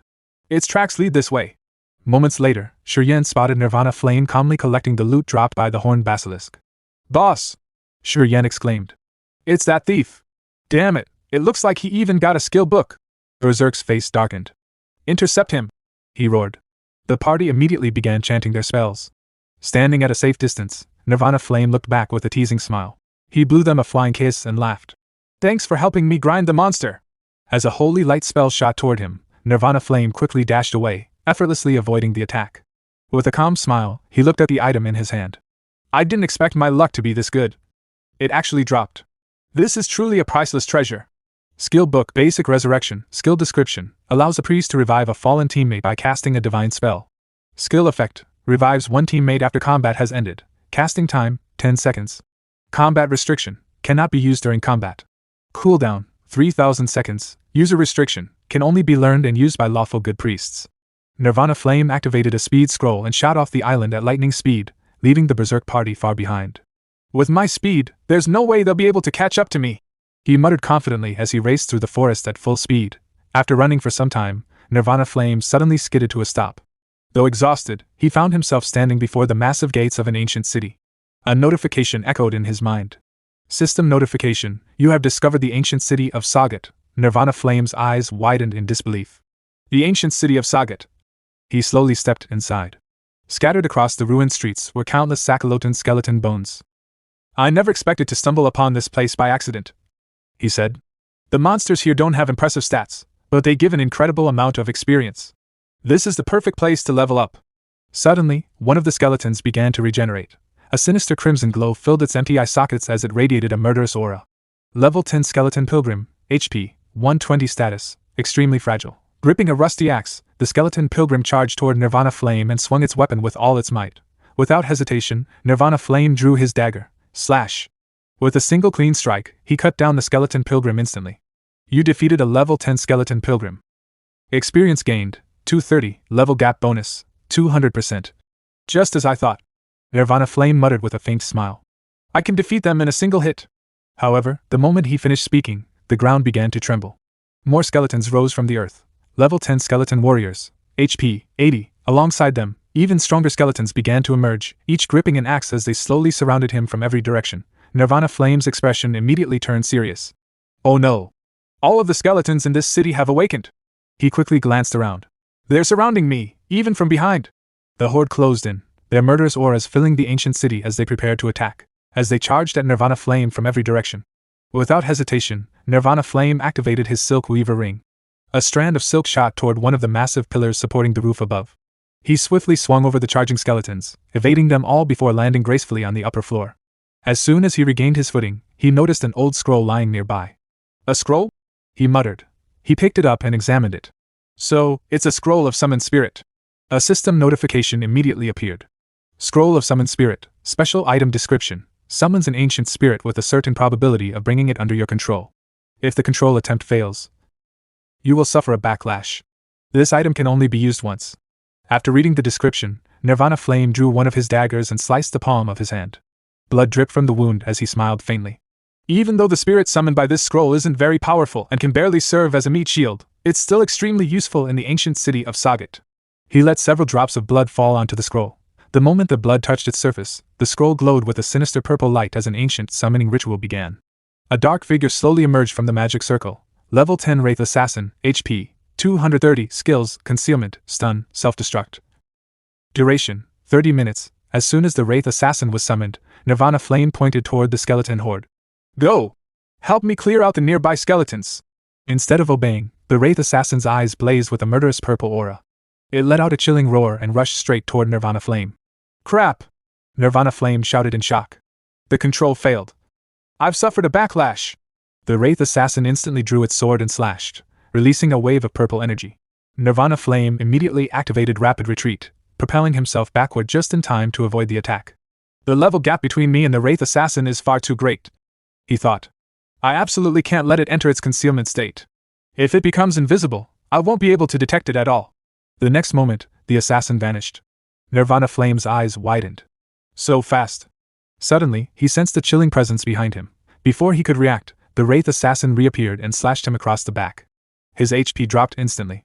Nirvana Flame gritted his teeth in pain. Such incredible speed! Against this overwhelming level difference, all of my stats are being heavily suppressed. Refusing to panic, he immediately counterattacked. He activated Stun and slashed the Wraith Assassin with his dagger. The attack landed successfully, dealing massive damage and leaving the assassin dazed.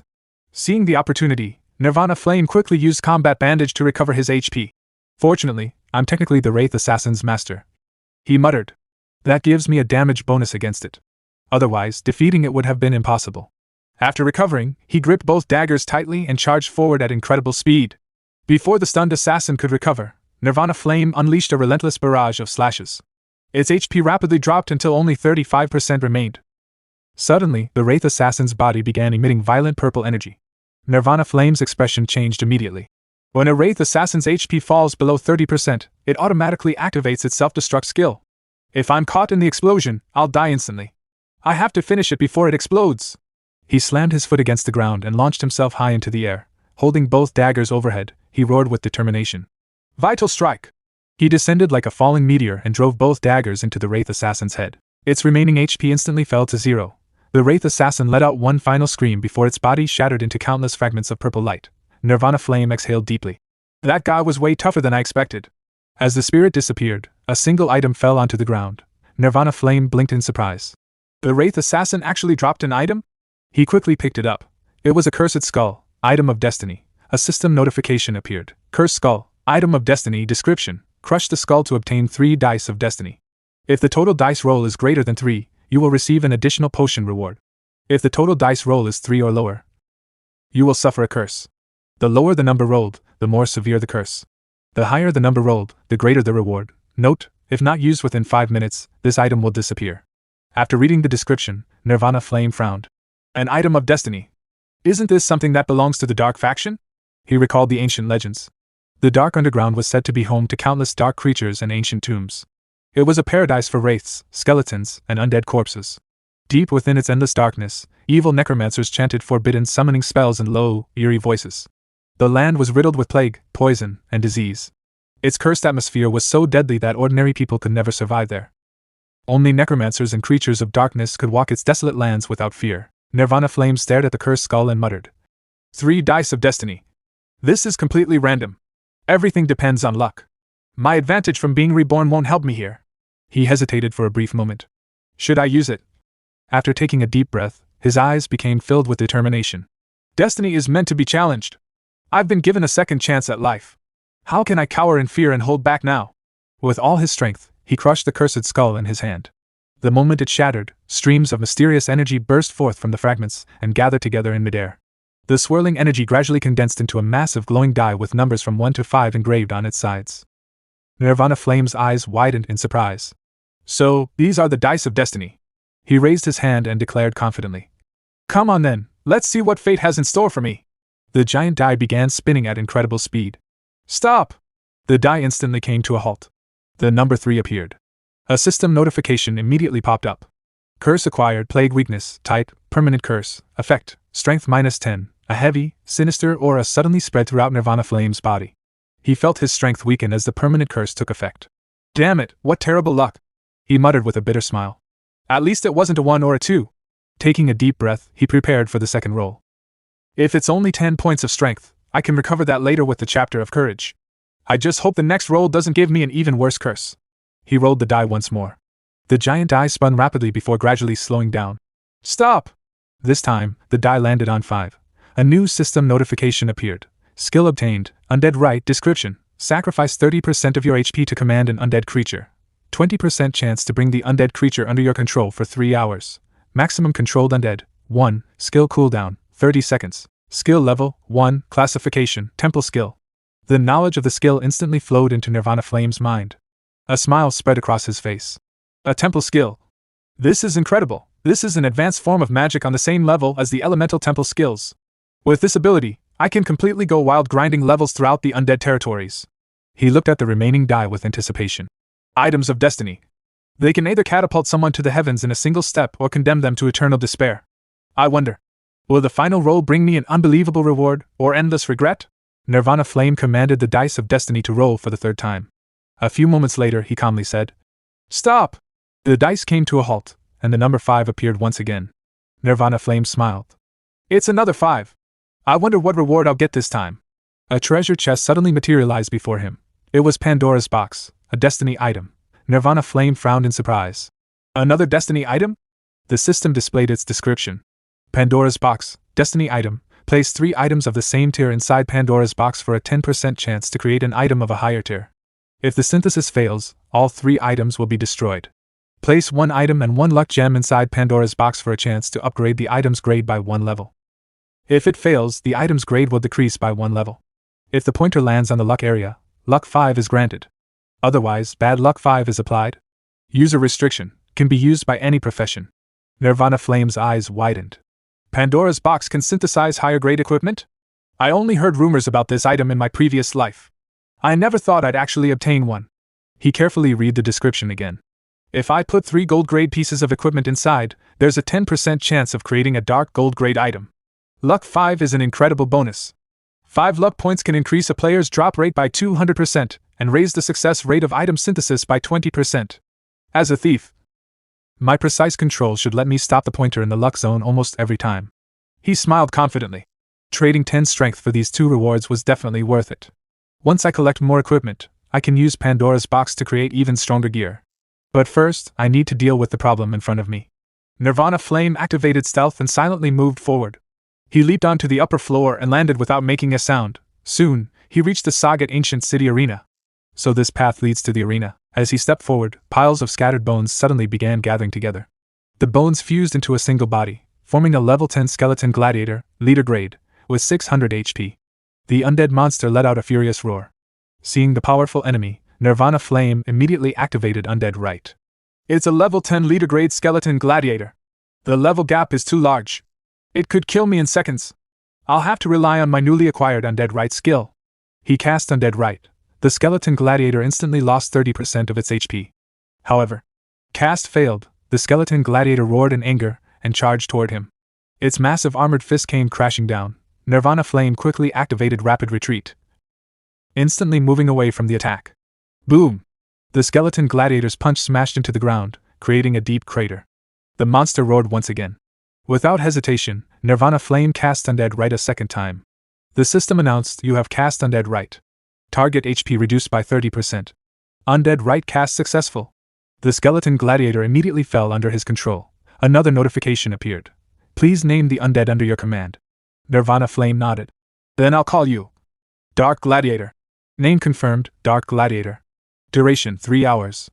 At that very moment, another skeleton gladiator charged from behind, roaring as it rushed toward Nirvana Flame. Before it could strike, the Dark Gladiator reacted instantly. It stepped forward, blocked the attack, and grabbed the enemy by the shoulder. Then it seized the skeleton gladiator by the leg and violently slammed it into the ground. Boom! Although the skeleton gladiator quickly stood back up, it was still filled with rage. The Dark Gladiator suddenly disappeared in a blur. In the next instant, it appeared behind its opponent and delivered another devastating blow, smashing it into the ground once more. Then the Dark Gladiator leaped high into the air. With overwhelming force, it crashed down onto the skeleton gladiator's back. Boom! The skeleton gladiator's HP instantly dropped to 0. The system announced, "You have killed a level 10 leader grade skeleton gladiator. Experience gained, 1,700. 1,700% bonus experience for defeating an enemy far above your level. Congratulations. You have reached level 6. Nirvana Flame smiled. Just as expected. A level 10 monster gives an incredible level gap bonus. I reached level 6 instantly. The defeated monster dropped a piece of equipment. The system displayed its information. Gladiator Spaulders, quality, gold, defense, 57, strength, 13, tenacity, 17, weight, 5 pounds, class requirement, warrior, knight, mercenary, shield warrior, and other melee classes. Nirvana Flame looked pleasantly surprised. A gold-grade piece of equipment. This should sell for a fortune. Right now, the highest-ranked player is only around level 8. At this rate, I'll catch up to them very soon. The Dark Gladiator knelt before him. Nirvana Flame smiled. Good work. Looking at his powerful undead servant, he thought. With my summoned creature protecting me, I can freely explore Sagat Ancient City. He pointed forward. Let's go, Dark Gladiator. The Dark Gladiator silently stood up and followed behind Nirvana Flame as they advanced deeper into the ancient city. A few minutes later, Nirvana Flame spotted another skeleton gladiator standing in his path. A smile appeared on his face. Perfect timing! I'll use this opportunity to consume a few potions and control more skeleton gladiators. If everything goes well, I might even obtain the legendary item fragment, Shadow of Sagat, in one attempt. Meanwhile, elsewhere in the Sagat Ancient City, a 3-man party was struggling to survive. One of them cursed under his breath. Damn it! There are way too many skeletons here. I almost died! Another teammate sighed. Without a holy priest or a summoner, grinding monsters here is a huge disadvantage. The experience is amazing, but if you don't bring at least 3 or 4 priests, don't even think about making it out alive. As for clearing this place solo, that's completely impossible. The party consisted of Yan, level 6 shield warrior, Forgotten Shadow, level 6 shadow dancer thief, Chizai, level 6 holy priest. All 3 were exhausted after fighting countless monsters. Chizai took a deep breath and said, "Let's not rush. We'll advance slowly and safely." He then looked back at his teammates. Why did you all suddenly stop talking? What are you staring at? Forgotten Shadow pointed ahead with a shocked expression. Boss, look. Everyone immediately turned around. In the distance, Nirvana Flame was calmly walking toward them. Behind him marched an entire army of skeleton gladiators under his command. The overwhelming aura instantly filled the area. The party members froze in disbelief. Is that an NPC? No, that's a player. Wait, are those skeletons his summoned creatures? Isn't he a necromancer? No, he looks like a thief. At the same time, Nirvana Flame noticed the party ahead. Huh, there's actually another player party here. His eyes narrowed slightly. Chizai. Forgotten Shadow. I remember those names. In my previous life, they were all famous top-tier experts. No wonder I ran into them here. On the other side, Chizai became increasingly nervous. Who exactly is this guy? He thought. A thief who can clear Sagat Ancient City alone? If he orders those skeletons to attack us, we'll be wiped out instantly. Holding his dagger, Nirvana Flame calmly walked forward while his skeleton gladiator army followed behind him. He smiled inwardly. No matter how powerful you were in my previous life, in this life, you'll only be able to look up to me. As the skeleton army drew closer, the three players became even more terrified. He's coming this way, one of them shouted. Chizai quickly tried to calm everyone down. Don't panic. He might not be here to attack us. Without saying a word, Nirvana Flame simply walked past them. He didn't even spare them a glance. The skeleton gladiators followed silently behind him. Only after he disappeared into the distance did the party finally breathe a sigh of relief. Forgotten Shadow let out a long breath. Boss, he left. The others immediately sat down to recover, their bodies still trembling. One of them muttered. Who exactly was that guy? Those skeleton gladiators were actually his summoned creatures. Another teammate shook their head. He was terrifying. Even when I faced a leader-grade skeleton, I never felt that much pressure. Forgotten Shadow spoke with a look of disbelief. I still can't believe it. We're both thieves. Yet he's able to clear Sagat Ancient City completely on his own. After a brief pause, he added, Boss. I caught a glimpse of his name. I think it was Nirvana Flame. Chizai's eyes widened in shock. He immediately turned toward Forgotten Shadow. Wait, what did you just say? Nirvana Flame? Chizai, the holy priest, looked at Nie Yan in surprise. I've heard that name before. A guy named Nie Yan wiped out many members of the Holy Flame Guild. So it's really him. The Shield Warrior and the Forgotten Shadow Dancer were both shocked. He hasn't even joined a guild. No wonder he dared to enter the ancient city of Sagat alone. He's completely confident in his own strength. Chizai nodded. I don't think our team's strength is weak either. But someone like him, it's best not to make an enemy of him.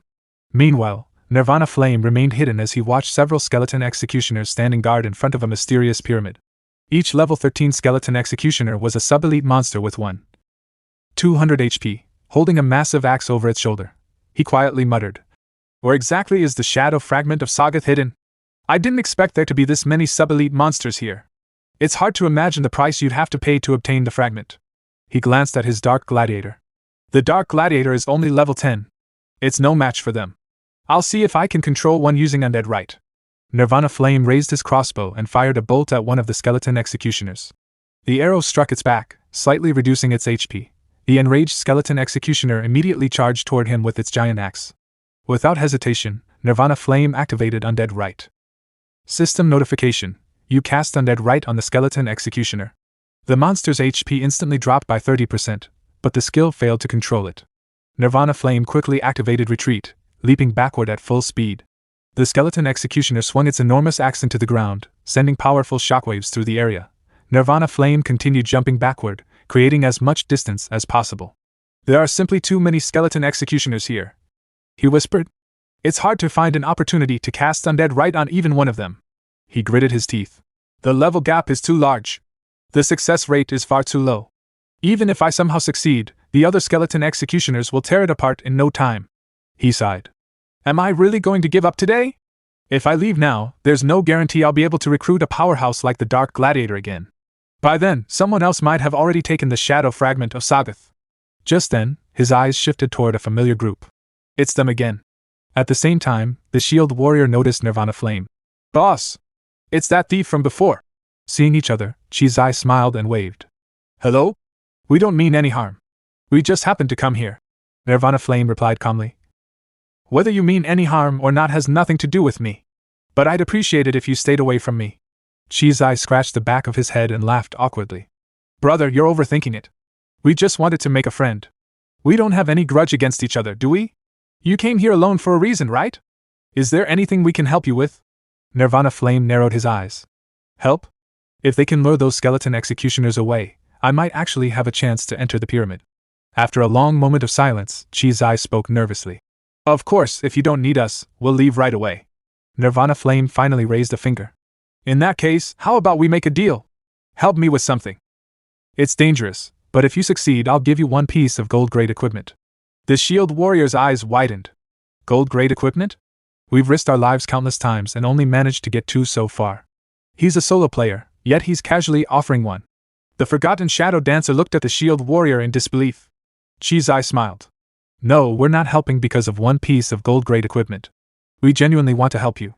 The forgotten shadow dancer immediately protested. Boss.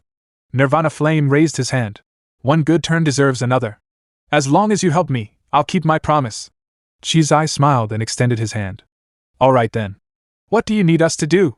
My name is Chi Zai, Nirvana Flame, he replied, introducing himself. He then pointed toward the skeleton executioners. See those skeleton executioners? Chi Zai paused. You're not asking us to fight them, are you? Nirvana Flame shook his head. If we attack one, all of them will chase us.